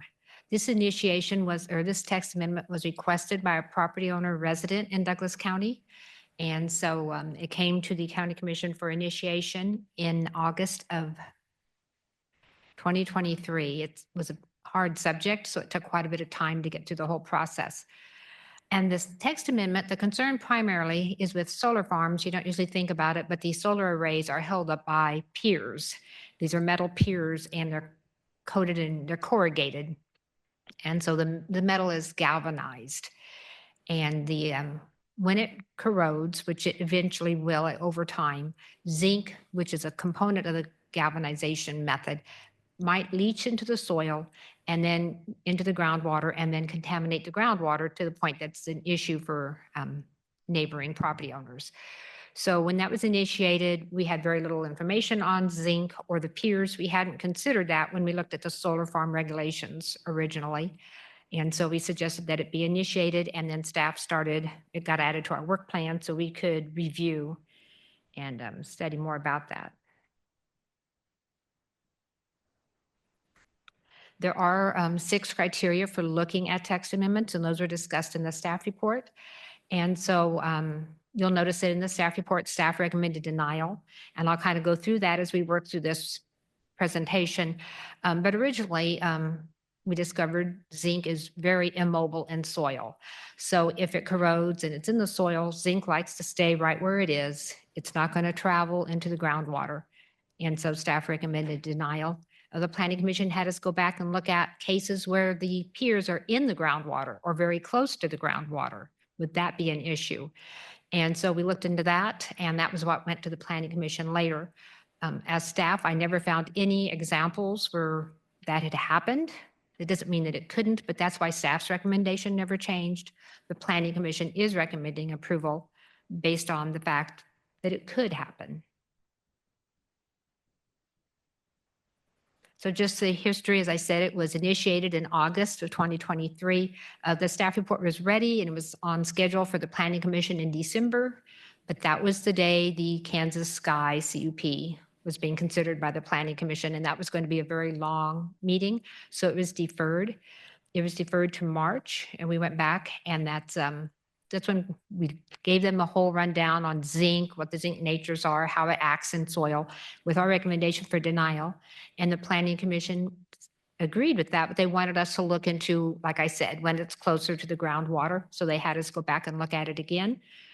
It was taken back to the Planning Commission in November, and we had revised wording so that they could take that into consideration if they wanted to make changes to the zoning regulations. And they had a few minor changes they wanted, so it went back to the commission in December, just so they could make sure that we made the changes that they wanted. And then that's when they voted to forward it to you with a recommendation for approval. So our current regulations, we do have a groundwater testing requirement. That's an initial groundwater. The operator is instructed to contact all property owners within a quarter mile and offer to check the groundwater in their active water wells. This is kind of like to establish a baseline. It's pretty common with many uses, quarries or other uses. We weren't anticipating any groundwater issues. The ad hoc committee and staff worked with a groundwater expert when we were drafting this, and they felt that just doing the initial testing would be appropriate. I don't think they were considering the piers at that time either. Our biggest concern with pollution was from maybe actually the solar panels, if they were damaged, because there are chemicals in the solar panels. So if they were damaged, perhaps the chemicals would leach into the soil and then that would leach into the groundwater. So there is requirement for soil testing, and that's also so we can monitor the health of the soil. The expectation is that as it rests as a solar farm, rather than being actively used for agriculture, with the cover crops that are planted, that soil health will improve. But we also would have testing for heavy metals, and that would occur before construction because we're getting the baseline after construction. That would occur anytime the CUP is either, expires and a new CUP is applied for, or if they don't apply for a new CUP before decommissioning and reclamation, and then after, just to keep an eye on what has happened with all the construction activity. There's also a special provision called extraordinary events. So if solar panels are damaged to the point that they do leak, they have to do soil testing just to make sure nothing contaminates the soil. So just some interesting facts about zinc. A constant and continuous supply of zinc is needed for optimum growth and maximum yield. That's why zinc is used in fertilizer. That's the most common source of zinc in the rural area. And zinc is a naturally occurring element. It's the 23rd most abundant element in the Earth's crust. It's also needed for human health, so it's included in many supplements. And zinc is present in our drinking water. The EPA, they set limits like on mercury and lead, but they don't have a limit on zinc. They have what they call a secondary drinking water regulation, which is more of a guide. It's not enforced, but they recommend no more than 5 milligrams per liter. And that is for aesthetics purposes. If you have more than that, your water may be cloudy and it may have an off taste. And so to avoid that, that is the limit that is being recommended in the draft language. Anything above that would require mitigation. And so zinc in the environment, zinc will eventually erode, except perhaps in the driest of dry environments. It's being exposed to air and the wet and dry weather cycles. It can oxidize sometimes very slowly, but it will make its way into the soil. And in the soil, zinc is bound to the soil complex. So looking at some of the scholarly documents that were researched, in the most time, zinc stays bound to the soil. When zinc is let off from corrosion, it looks for a mineral to bind with. It's a stay-at-home kind of mineral. It doesn't travel, so it picks a piece of mineral and it stays there. It very seldom travels far away from where it was released. the Illinois Department of Public Health did a report that noted that when you do have high levels of zinc in soil, such as a hazardous waste site or maybe a former zinc smelter site, something where zinc was just extraordinarily present, they have found that it could seep into the groundwater. And then this state of knowledge report indicated that the greatest source is from like smelter slags. I think that would be wherever they're smeltering zinc, fly ash, which is a byproduct from our coal-fired power plants, and use of fertilizers and wood preservatives. And they note also that zinc release into soil is most often confined to the area of local release.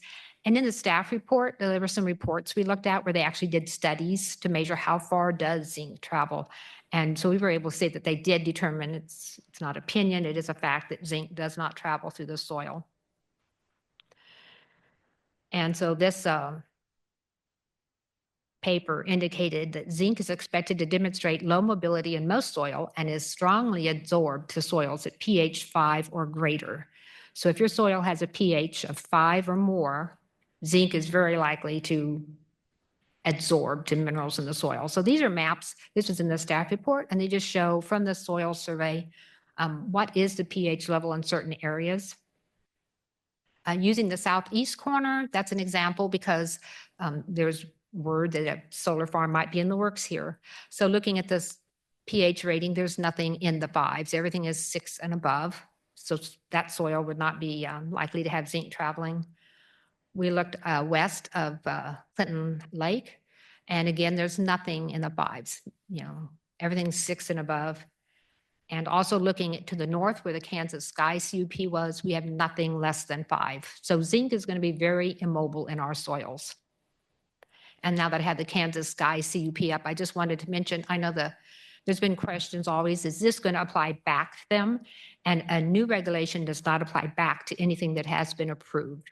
Once you approve a CUP and the resolution is published, those people have development rights and they'll start investing money. A lot of times land purchases, contracts for land, they'll be finalized. They'll start putting the money into their project. If they wanted to, you know, sometimes you guys pass rules that are less stringent. If they wanted to take advantage of that, they would have to submit a new CUP application requesting to amend it. We don't apply our regulations retroactively. So this would not affect the 2 solar farms we have in Douglas County, the Stoll Solar Farm or the Kansas Sky that's currently working to meet all their conditions.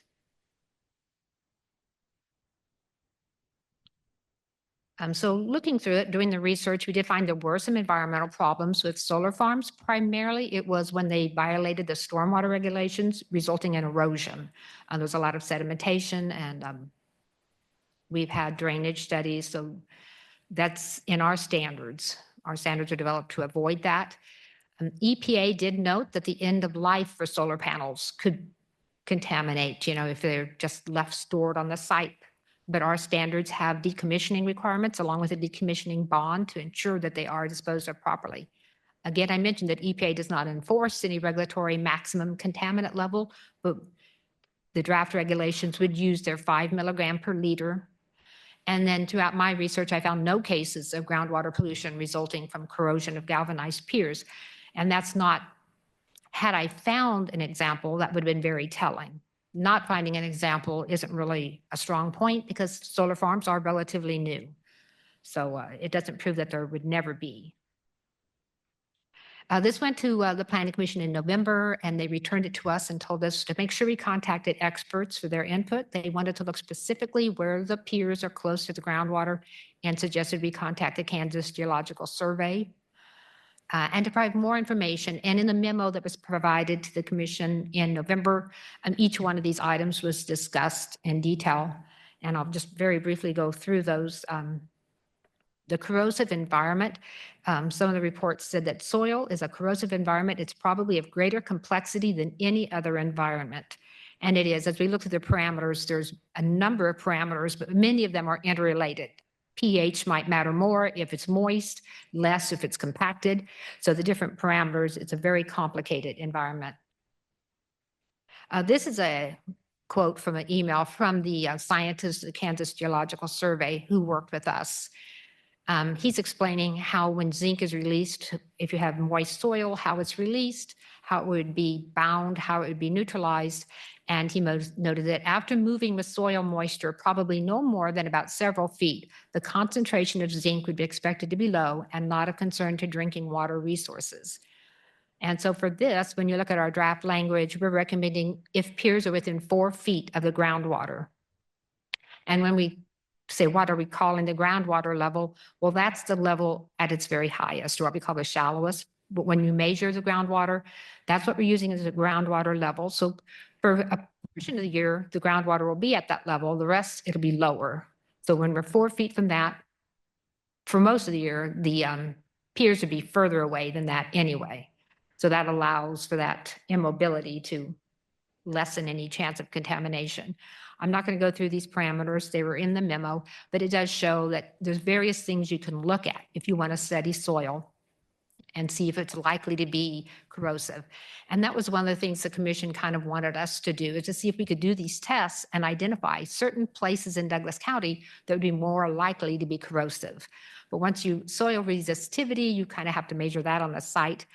pH, if we're looking low, where you're within 4 feet of the groundwater, I don't think we can rely on the soil survey. I think we'd have to do tests to test the pH. Some other things, the sulfate, that affects mainly concrete, but like sulfide, the redox potential, as you can see in that chart, it varies depending on how aerated the soil is or how compacted. So just our response was staff is not capable of developing parameters where we could look at a certain portion of Douglas County and say this soil would be too corrosive. We would recommend that any time a pier is within 4 feet of the groundwater, that monitoring occur rather than us trying to go in and say the soil is this type or that type. And there is no established parameters for corrosivity or zinc movement through the soil. I don't think it would really help us. I just don't think we'd get anywhere. So that was our recommendation, is just if we're going to require groundwater monitoring, to tie it exactly to where the piers are in that location. And so these are some of the suggestions. And then mitigation. I was surprised to find out if you have zinc in your drinking water, you mitigate it either by distilling it with a water purifying system, or you can use a water softener system. So mitigation when it's at the drinking wells, because that's where we'd be concerned with it, is a pretty straightforward process. And so I was relieved to see that we wouldn't have an issue that would be really difficult to mitigate. In the draft language, we're not recommending any specific form of mitigation just because technology changes and there may be other types. So I'm going to go through, if you have in your packet, you should have had in the resolution kind of all the new language, but I'm just going to touch on it here. Our water testing, we changed it to initial and ongoing, because before we only had just groundwater testing. And that notes that if you're planned to be installed within 4 feet at the top of the groundwater, then you have to put in the groundwater monitoring wells. And then that tells how we would determine the groundwater level. KGS could help us. Sometimes they have monitoring wells, or people may have to drill their own test wells. And that's how we would determine the groundwater level. And so in those places, the zinc concentration would be measured both upstream and downstream, because zinc is naturally occurring and it is placed into the environment through fertilizers and other activities. So we would measure upstream and downstream to determine for sure that the solar facility is the source of the zinc. And then as far as the wells, as zinc gets into the groundwater and it moves, more groundwater it'll dilute. So it's expected that 1/4 mile is the distance that we would look at for the private wells. The testing is expected to be every year. Now, if they discover the groundwater level reaches 5 milligrams per liter, after that, testing would go to every 6 months, just to keep a close eye on it. At the point that it gets above that, they would have to contact the property owners and test their private wells if they get their permission. And if they do find anything in those private wells, they would do the mitigation. The mitigation measures would be noted with the application, but then of course that can always change, as I noted with technology. We have some other sections in our solar energy conversion system standards. And one is, what do you have to give us when you submit an application? And one thing you have to give us is an existing condition site plan. So on that site plan, with all the other items, they have to show us trees, streams, contours. They also have to show the general groundwater levels in the area. And then there's another site plan they have to give, which is a proposed condition site plan. And with everything else, they have to show where they want to put their solar panels. They have to mark where the piers would be within 4 feet of the groundwater. And that would tell us where monitoring would be needed. And that site plan should also show the upstream and downstream monitoring wells. And then we are also in our standards have a place where we want additional materials with an application. And so if we do require groundwater monitoring, a groundwater monitoring plan would be required.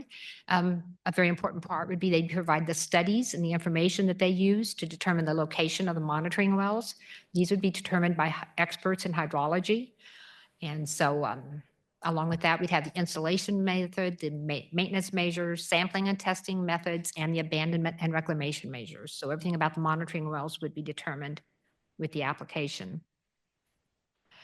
So with the change made before and with following the November Planning Commission meeting, the main changes that we're only looking now where piers are within 4 feet of the groundwater.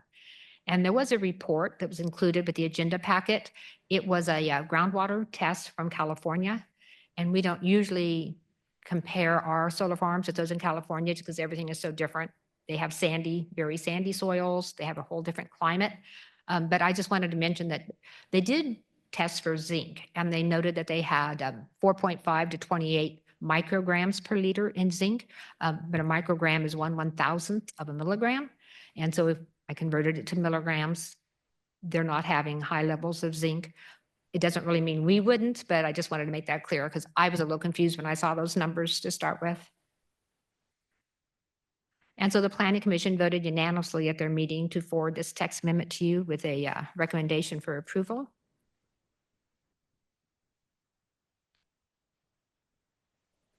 Okay. So that's my presentation. I want to make sure I didn't leave anything out, but I'll be happy to stand for questions. And the applicant for this amendment, this is one of those few amendments that does have an applicant. He is here today as well. Thank you, Mary. I'm sure we will have questions. And I'm curious who would like to start. Usually it's Commissioner Dorsey, but there are others who would like to kick us off.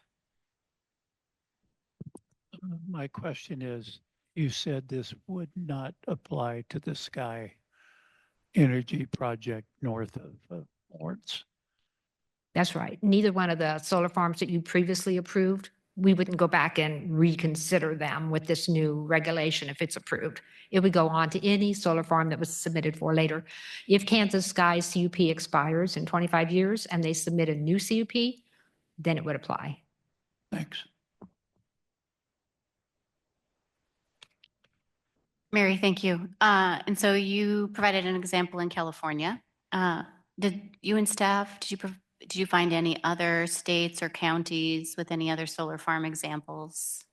You know, in the memo, I looked up, there's a database, you can look at all solar farms. So I found all the largest solar farms I could, and I looked at the oldest and the ones that were in the Midwest. And I also looked in the Southeast because they should have more corrosion than us. So I thought it'd be conservative. And then I contacted their zoning officials or their counties, just whoever was handling the solar farms, to see if they had done any zinc monitoring or if they had identified any issues. They didn't, it had never come up in an issue with their review. And they also had no one complaining about zinc contamination.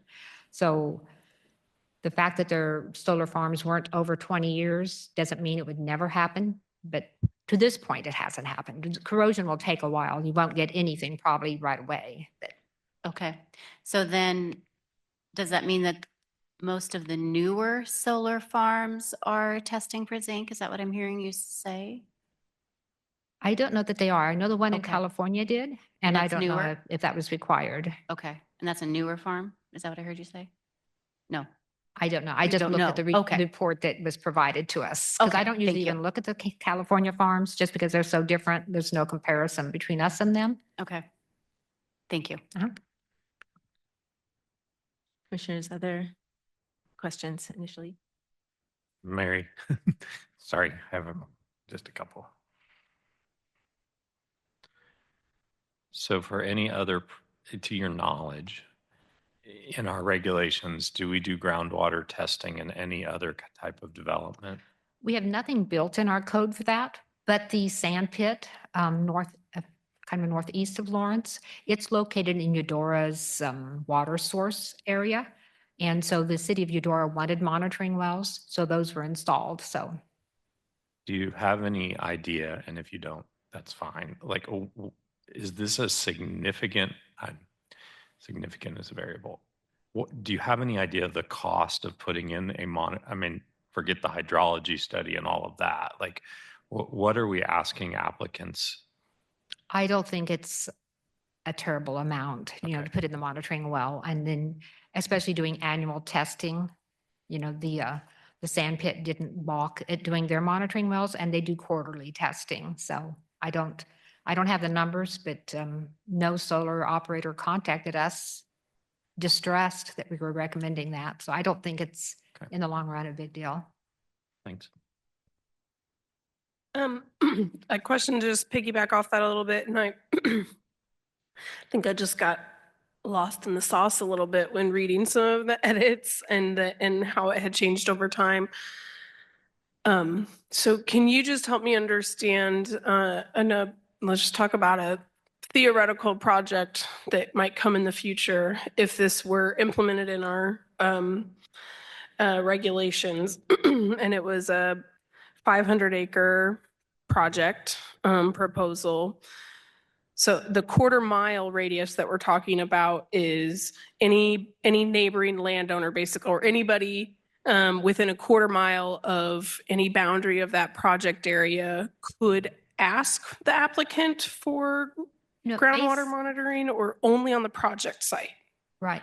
It's when they discover the piers that will be within 4 feet. Imagine that's kind of highlighted on the plan. And then the expert should look between that and they'll look downstream or whatever, where the groundwater is expected to flow.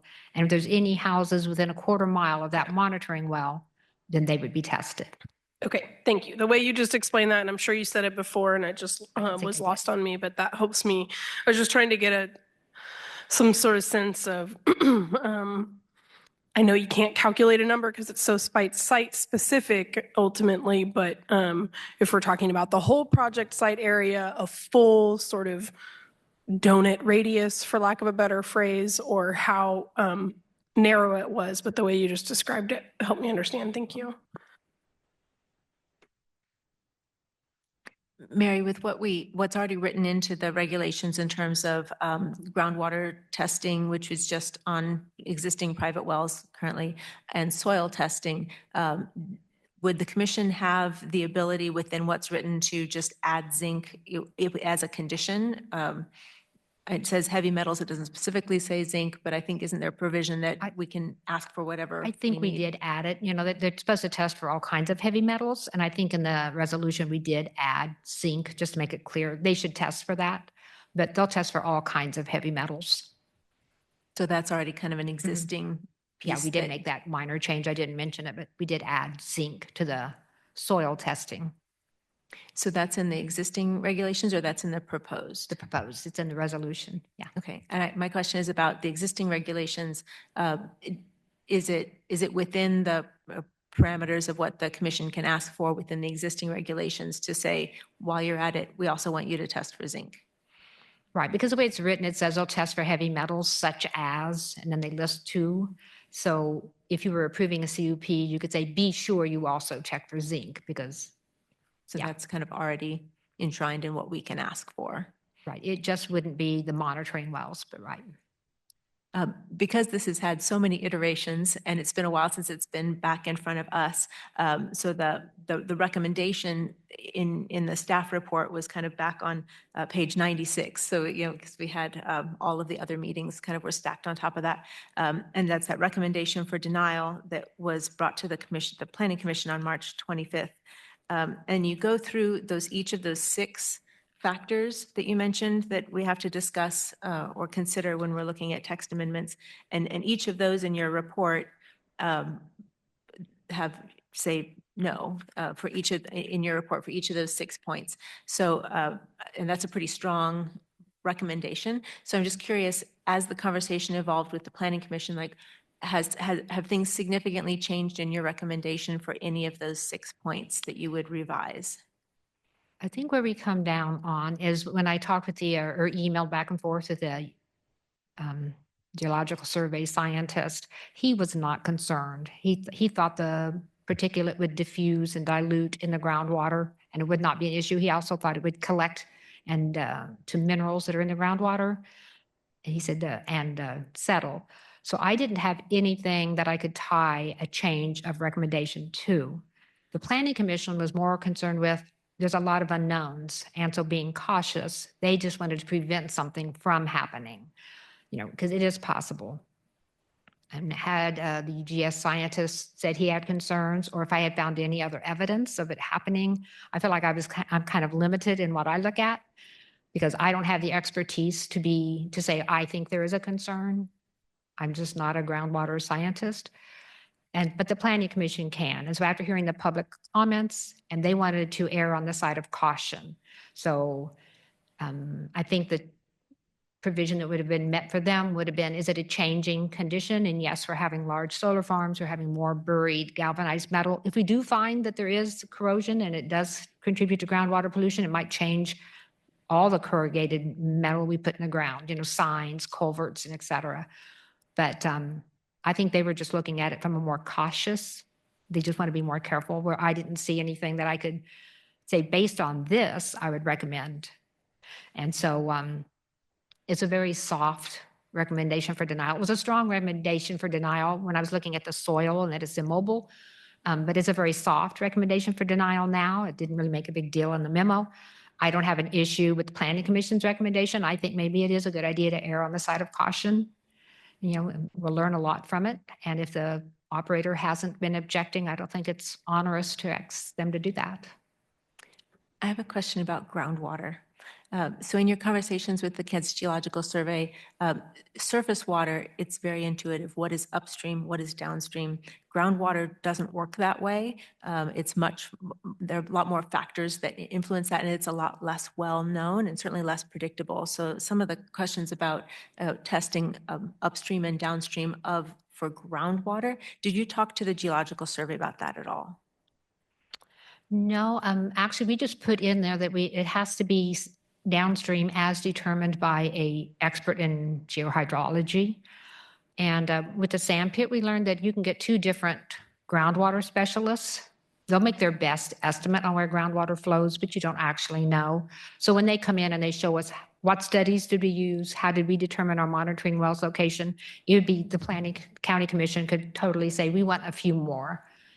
Maybe it flows somewhere else. If there's a house nearby, maybe we should test that house, So, but we would just have to rely on the word of the experts, even though groundwater is, in my opinion, a complete unknown. But I guess I think one of my concerns, groundwater doesn't always flow in the same pattern. That pattern may reverse depending on levels of streams that are nearby. So it's not necessarily a constant. And I was just curious if they had fleshed that out in any way, but I don't know that the question really was asked. And the reason that becomes kind of valuable in this discussion is the way it's written is to determine causation based on that, like that say, yes, we determine it is from the solar installation because this upstream, downstream, and I'm not sure that information is obtainable with what has been proposed with any certainty. So just curious if there'd been any conversations with that, but I guess not. No, I think this is probably our best chance of and having the upstream, if the levels are higher upstream, and then we measure it downstream, and if it's higher, we can assume the difference was contributed by the solar farm. Commissioners, other questions before we go to public comment? Okay, thank you, Mary. We may have you back. This is a public hearing item. Is there any member of the public? Oh, I should say, because this is a rare instance where it's a text amendment that was brought by a person, we have an applicant. And so would you care to come up and give some background or any discussion?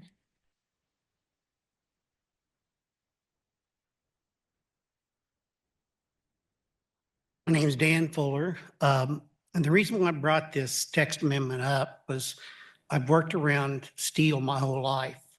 And OSHA regulations, especially when you're working on galvanized, is if you're going to weld on it, you have to be in a ventilated area or outside.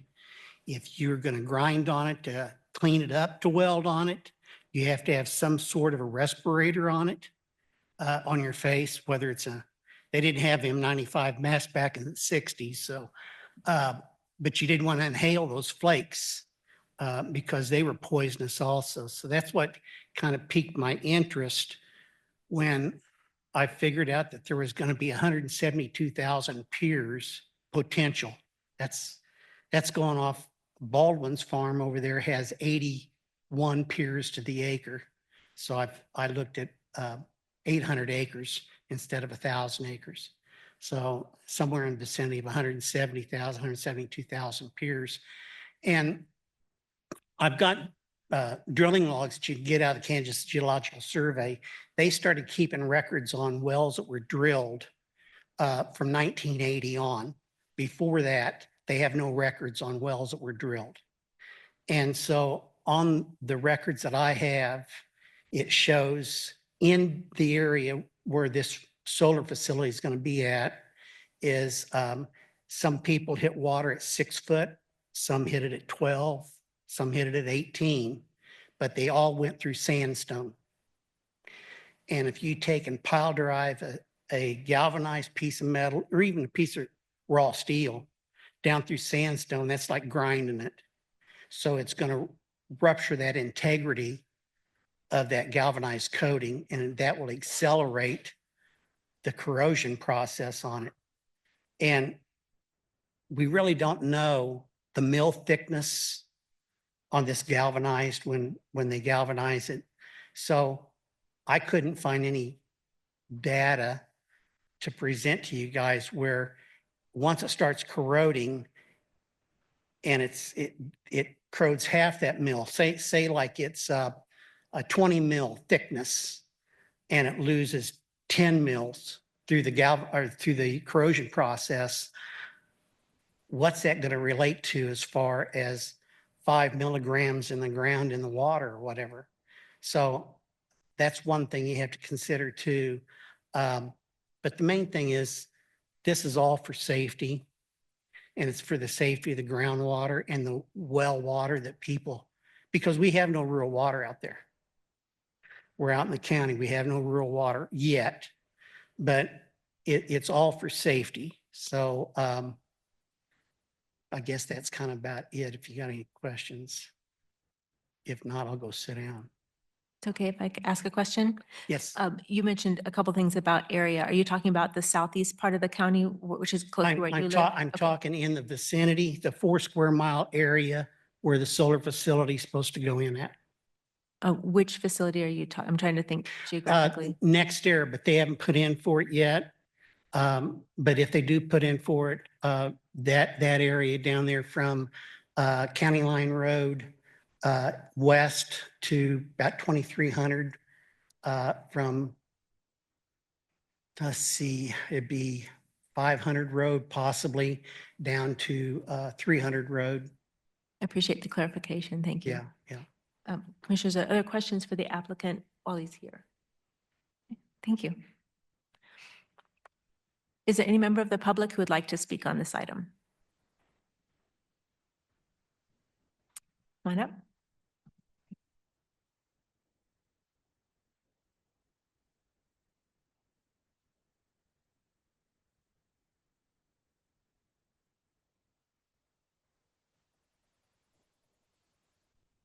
Hello, Michael Allman. I'm with Sustainability Action Network.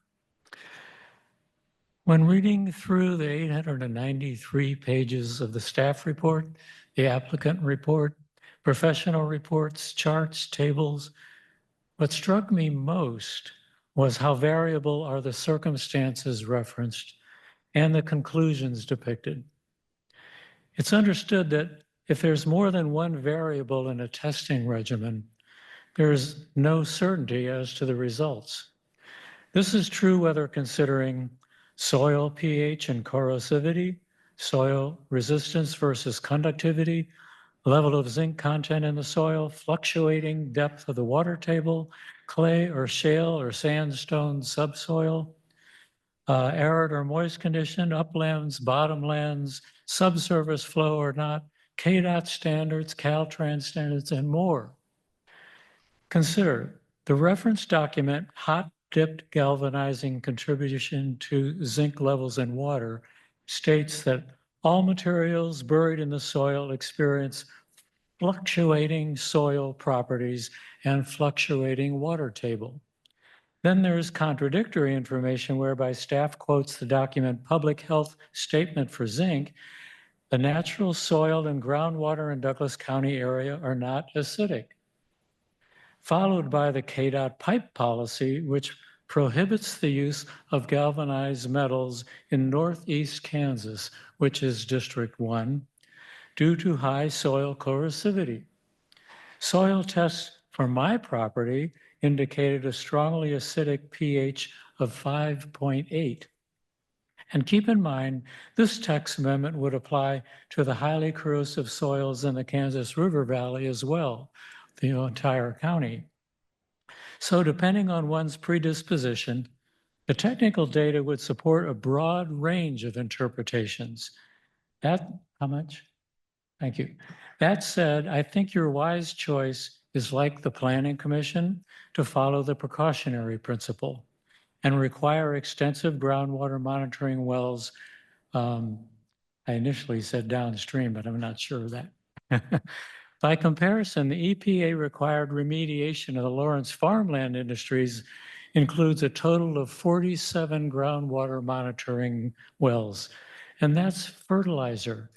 Just as innocuous as zinc is portrayed in the staff report is needed to grow food. Yes, but in both cases, it's not the substance itself, but a case of elevated presence. The value of monitoring wells is to detect unusually high levels of zinc per site or per seasonal fluctuation. There's really no reason not to monitoring wells. Testing won't prevent solar, but it will protect adjoining property owners. Thank you. Thank you. Are there other members of the public present in the room who would like to give public comment?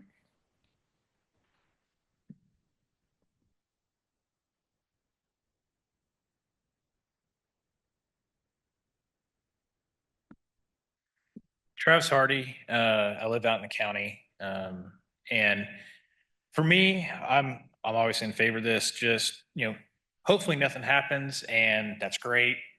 But if anything we can do to help protect me, if something goes wrong, I mean, no one really knew that all this microplastic, was an issue, and look what's happening right now. It's like a hot issue.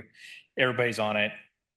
We've never driven this many, piers into the ground this close, especially around where people are living. And for me, it's just another level of safety. And like I said, hopefully nothing ever happens, but this is just one more thing that hopefully prevents, bad things from happening. So I just hope you guys vote yes for this. Thanks. Thank you. Any other member of the public who'd like to speak tonight?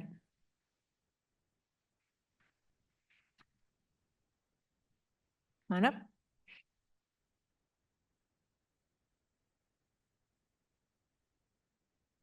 Catherine Ellsworth, Eudora, Kansas. Thank you to Mary for doing such comprehensive research. I know it's a very complicated subject about a new kind of land use. I just want to emphasize a few points. One, developers already collect information that would be relevant to groundwater testing. They do soil corrosivity tests, extensive ones in their geotechnical reports. And they also document any watersheds within the property. Kansas Sky, already approved, but as a point of reference, Evergy has groundwater monitoring wells at both the Lawrence Energy Center and at their retired Tecumseh coal plant. And Evergy, I'm sure you remember, those of you that were here, during the permitting of the Kansas Sky project, Evergy, well, Savion, but it would be Evergy because they're going to be the one operating it, volunteered to do groundwater testing. And I remember at one of the earlier meetings at Sunflower Bike Shop that Savion put on, their engineer, Ben Gaskell, when the farmer brought, Dan Fuller brought it up. He said that it was something that they could consider, and it sounded as if there were even other ways of other kinds of coatings that they could do on on piers. So there's some variability in there. So that's another learning curve that would be nice to know more. But maybe since they've already been approved, they might be a good resource for information on that. And then the last point is when you do heavy metal testings, the standard test is it's ASTM, and usually it's a panel of metals, heavy metals. So it would be zinc, cadmium, arsenic. It's when the water is tested, they just do the whole panel usually. Okay, thanks. Thank you. One more call for anyone in the room who'd like to speak. Can't see everybody around the computer. Seeing no more here, Sarah, do we have any hands raised online? Okay. Closing public comment, bring it back to the commission for other, oh, sorry, I missed a step. When we have an applicant, after we've heard public comment, the applicant gets a chance to respond to anything if you want to, if you heard anything in public comment that you feel like you need to address. No. Okay, thank you. With that, I'll bring it back to the commission.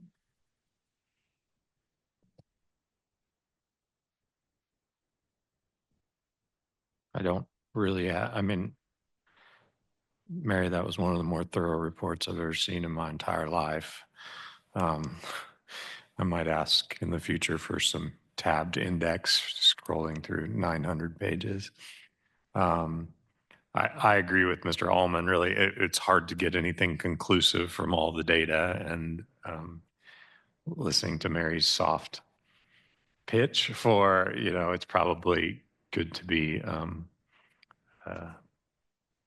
conservative in our estimates here and do some monitoring, and maybe we'll figure something out. I don't have any problem supporting this text amendment. I'm also in favor of following the Planning Commission's recommendation. And I appreciate, Mary, you providing further clarity in regards to the previous denial and the fact that now it's more of a softer recommendation or lack of recommendation. So thank you. And thank you for all the work that your team has done.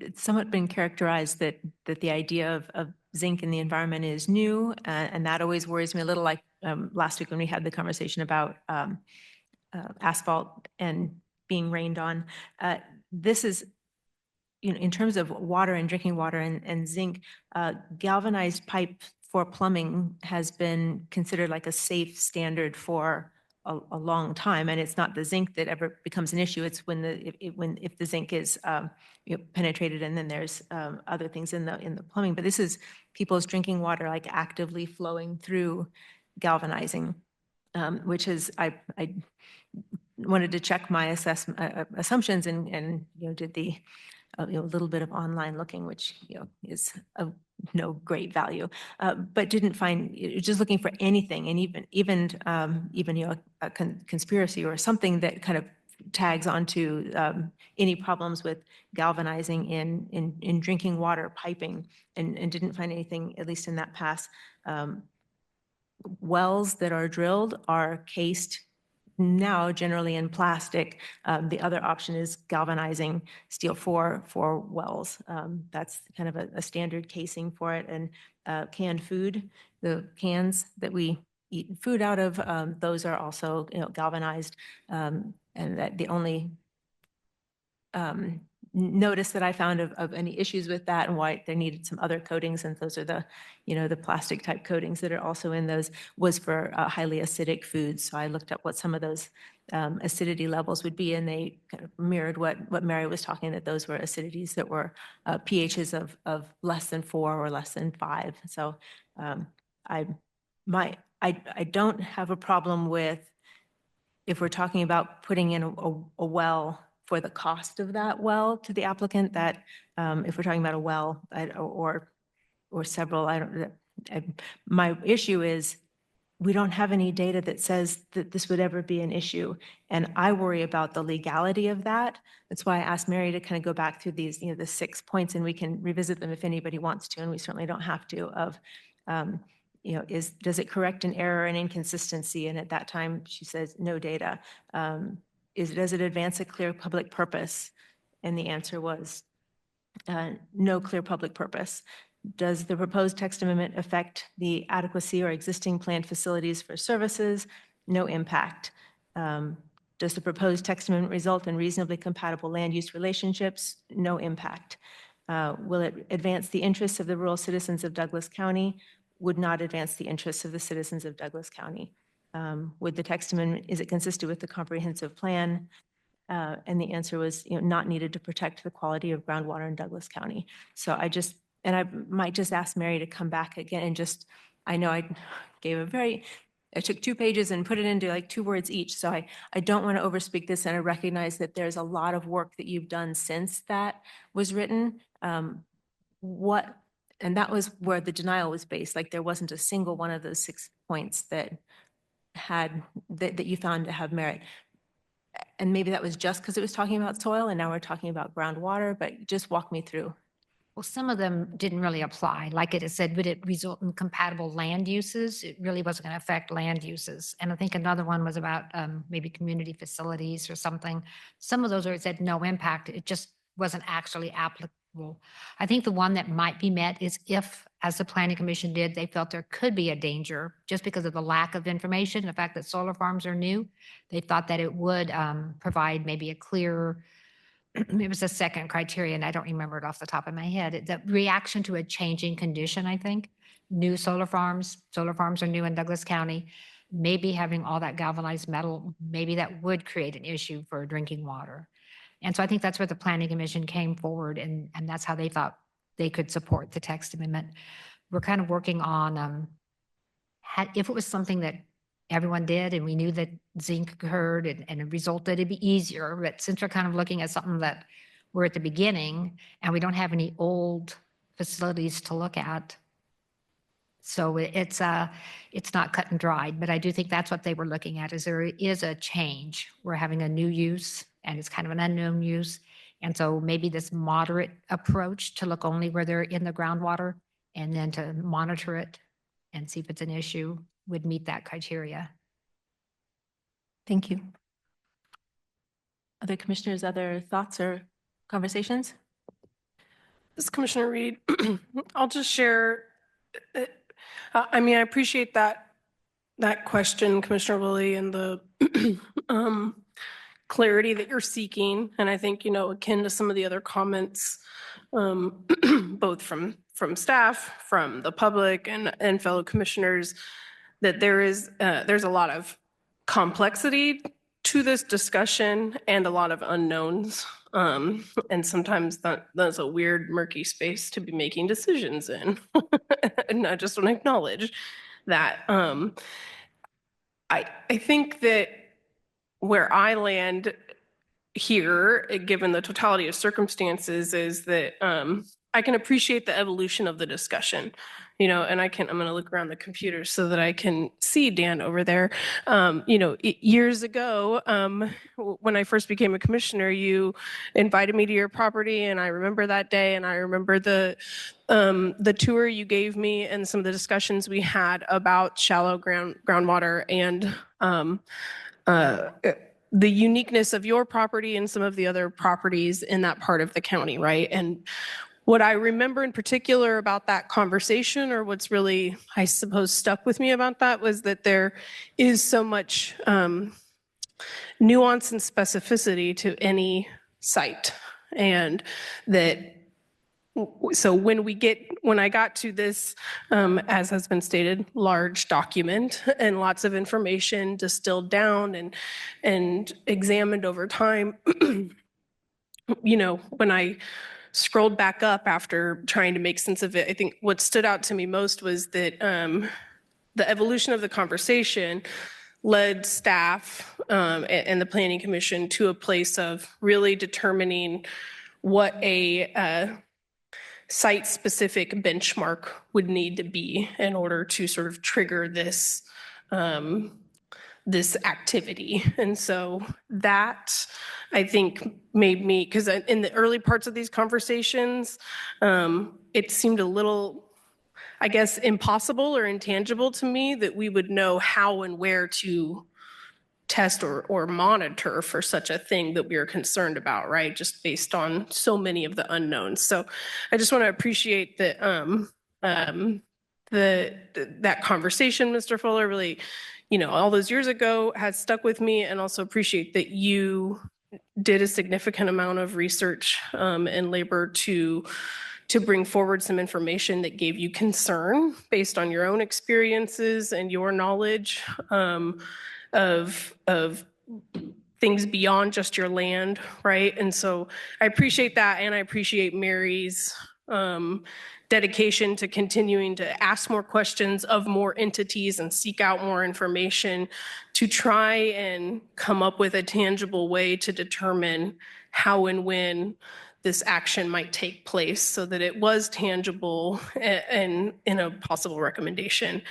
And while I can appreciate that there is, I'm not sure what will, if or what we will learn from any of this activity, if and when it is, imposed on future developments. I don't know. That's hard to answer, as has been acknowledged many times here. I think it could take decades for there to be any, data that might tell us anything. And even then, will it be conclusive? Can we determine a direct causation? I'm not sure the answer to any of those things, but I don't think that that's what we are here to answer the question of, right? And I think that this specific text amendment and this specific recommendation from the Planning Commission asks us to take a precautionary path and to add this new language in order to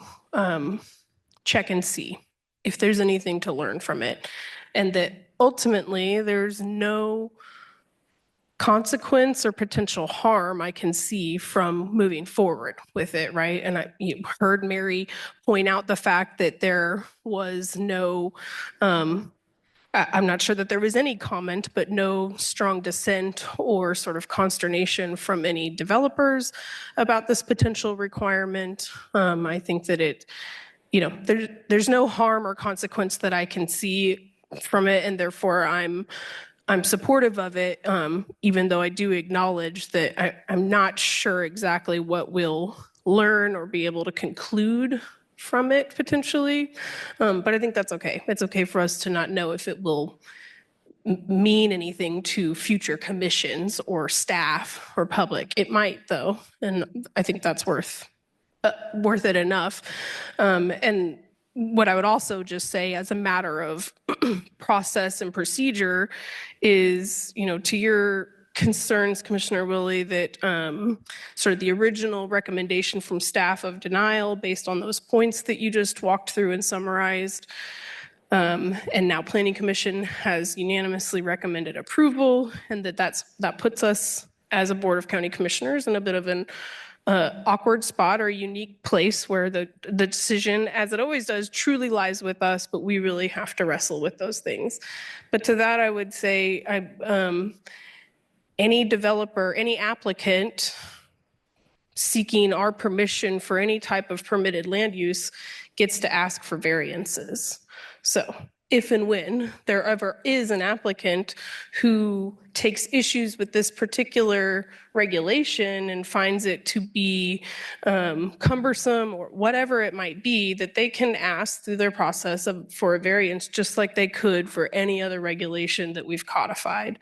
And so I think just as a matter of process, it's important to point out, not because I am suggesting that, I just want to call out the reality of that. And we've talked about it through other regulation approvals that if and when an applicant, whether it's a local resident or, a large corporate developer, can review the regulations, determine what they deem is completely, acceptable to them, and they're ready to go, and which things that they might find to be a burden or a barrier of some sort, and talk through that with staff and go through formal process of requesting variances if they wish, and that those will be situational decisions based on what we know about that application, that site, and that land use. So I just share all of that because those are factors that I really thought through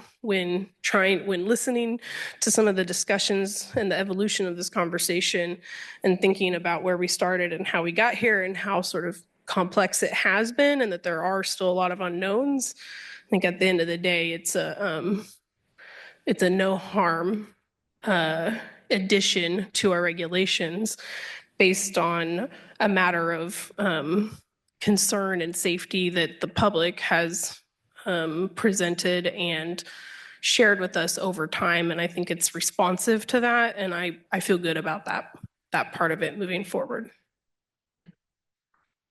Other commissioners, other thoughts?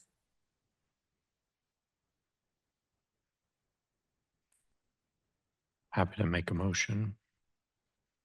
I might make a few responses if that's all right. If we're getting close to that. If the idea is to move forward with the text amendment as presented, there are a couple of things I'd like to flag that I think maybe are confusing, or in terms of like how this works in the larger picture. One is it's page 20 of our staff report. Let me find the right spot. And it's about 9 months worth of testing for that initial groundwater understanding for groundwater levels. So Mary had talked about testing in the early spring, and I think the language here was spring, summer, and fall. I can find it. Yeah, at the top of page 20, item 15, that's in the red language there, test wells would measure the depth in the spring, summer, and fall, and the shallowest used for that groundwater level. That is a process thing, and don't have a problem with that in terms of, but how does that work in the timeline of an application? Does that mean we've just added 9 months to the application process or does that just happen when other things are happening in that site plan? And the full site plan doesn't happen until later. It just seemed like there's an order of operations issue with when does that testing happen? When does that come to us? Is it a chicken and egg kind of thing? I don't know if anybody else had concern with that. Or Mary, would you address that at all in terms of first we have to know where the groundwater is, and that's that 9 months worth of testing, and then we have to know where to put the wells. It's like, how do we work that out? Yeah, well, they do a lot of preliminary testing. And I know with some of these facilities, they have to get temporary business use permits in order to do some of their early investigations. So if they know they need to test the groundwater, they can do it at that time. And otherwise, it's unusual that a application goes from pre-application meeting all the way through to the county commission within 9 months. Usually there's quite a few months between the pre-application meeting and when they actually submit an application, because when we explain everything we want from them, they have to go prepare all those studies, the glare studies and just all the studies we require. So I don't think it's adding any time, and they can be doing some of it as they're working through their process, because it's not really affecting the approval. It's just where will the wells be? So they could be doing that as they go through the approval process as well. Thank you. I appreciate that. Commissioner, so I'm looking at page 25, and there's a groundwater monitoring and testing plan at the bottom of that page. And that's where I thought many of these things would be figured out, like the details that you're talking about would be included in that plan. Is that your thinking, Mary? That plan would be submitted along with the application, but they probably should already have measured the depth. They don't have to, depending upon their time frame. They may have a year that they can spend throughout the whole approval process. But they do, I think a temporary business use permit came through for next area because they were doing some drilling and some testing in the southeast corner of the county, and they had to get a permit to do that. So if they pick land and they know they need to test where the groundwater is, they could talk to the geological survey, see if they know the levels, and they can do their testing, probably have to get a temporary business use permit through you, but that would not be part of the groundwater monitoring plan. It would be included in it because that would be how they're telling us where their wells are going to be. Because on the existing and the proposed site plans, they have to show us where those piers are going to be within 4 feet of the groundwater. And the existing plan has to show us the level of the groundwater. So they basically have to do that early. But it takes quite a while to get an application ready for a solar farm. So they would have time with all the other studies they're doing and even going through the process. I don't think it would add time to their application. Can I ask another question? Commissioner Kelly, were you still going? No, go ahead. Okay. And this is on page 16. It mentions what would trigger it to go from instead of every 1 year to go to every 6 months. It says if zinc contamination reaches 5 milligrams per liter level. And the word contamination is curious there because like, are we talking about zinc levels that are reported or are we talking about zinc levels over the baseline? Like if that's what's being called contamination?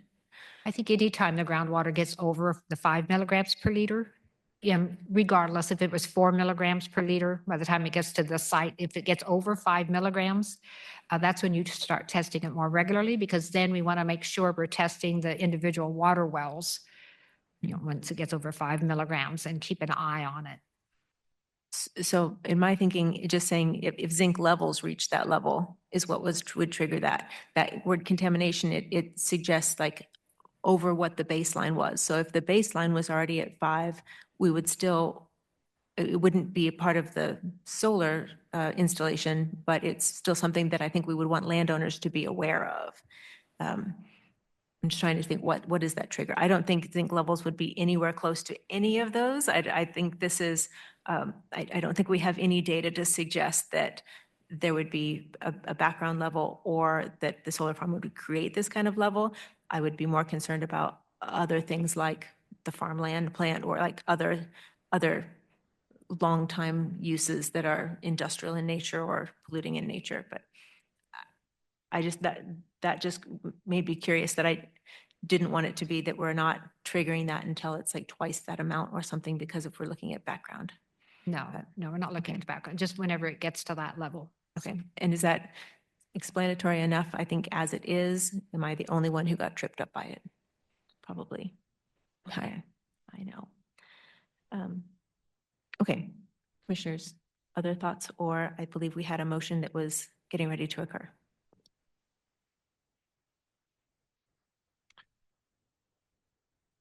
Make a motion to approve proposed text amendment TA 23-00240 to section 12-306-49.06 of the zoning regulations regarding the means to monitor potential groundwater pollution from corrosion of galvanized piers based on the language in the resolution and adopt resolution number 2509. This is Second. Gene Dorsey, I second. We have a movement and a second. Do we have other discussion? I would say that I really struggle with this because I do not think there is any data whatsoever to suggest the change. And I believe that the regulations as written really give a pretty broad basis to provide for groundwater testing or flag for additional groundwater testing and soil testing. So I'm not, I'm not greatly troubled by adding this. I think we've answered some of the questions that I had in terms of how much of a burden this would be. But I think just based on that, I do not see the need for it, or that this answers a real concern. I think it is more driven by, as Commissioner Reed said, it does address an issue of community interest and concern. I just don't think that concern and interest is based on any facts that we were able to discover in the process from staff. So we'll probably be voting against it, but I will call for the motion. We've had a motion and a second. All in favor? Aye. And opposed? Nay. Thank you. Motion passes. And that brings us to our next, finishes our regular agenda and brings us to appointments. Do we have any appointments on the table at the moment? Commissioners, in your packet, you have 2 appointments for the Criminal Justice Coordinating Council.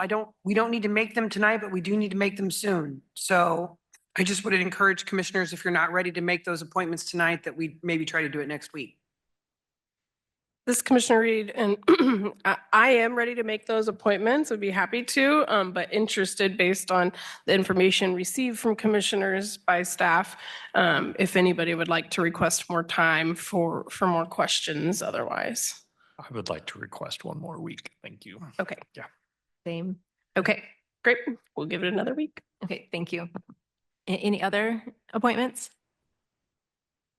Okay, with that, we move on to Sarah, your memo. Thanks, commissioners. My memo is attached. Just want to note that we've added some dates. There's a drug court graduation coming up. There's also a groundbreaking for the new transitional housing initiative close to home that from DECA, if you're interested in attending. 2 big items under informational items. Attached for your information is a place for everyone community survey report, as well as the surveys open into comments. And there's a note in there about how that survey was put together. So that's in your packet. Also, really excited, hot off the presses, some information from Public Works related to the winter storm response and all the work that went into the winter storm. I want to say that over a 75-hour period, 44 employees work nearly, and this is just in Public Works, so this is not in other areas of county government, work nearly 1,800 hours, including 827 hours of overtime, resulting in a total labor cost of $95,908.66. Crews used over 17,800 gallons of salt brine, over 1,000 tons of 50/50 sand salt mix, and 501 tons of beet coated salt. So this is kind of stuff that we all get jazzed about with these kind of numbers. So there's a full report in your packet as well. Commissioners, next week we have a work session of the first of our department overview sessions at 4 o'clock on emergency management and emergency communications. And our open vacancies are attached. That's all I have. Thank you. And also a big shout out and thank you to our Public Works crew. They did some amazing work there. I have to say, I was very proud of our county highways. I think they showed off well against the kind of the larger picture of all of the work that needed to happen to make us drivable. Commissioners, do you have any other miscellaneous for this evening? I'd just like to say that the Eudora Township officials were very complimentary of the road clearing around their area. They were really happy about it. Anything else for this Just evening? A reminder to those many people that are watching to join us on Friday for the JLE groundbreaking. Very excited about that. Thank you all. And I believe we may have elections for chair next week, so that will be exciting. And thank you all. We are adjourned.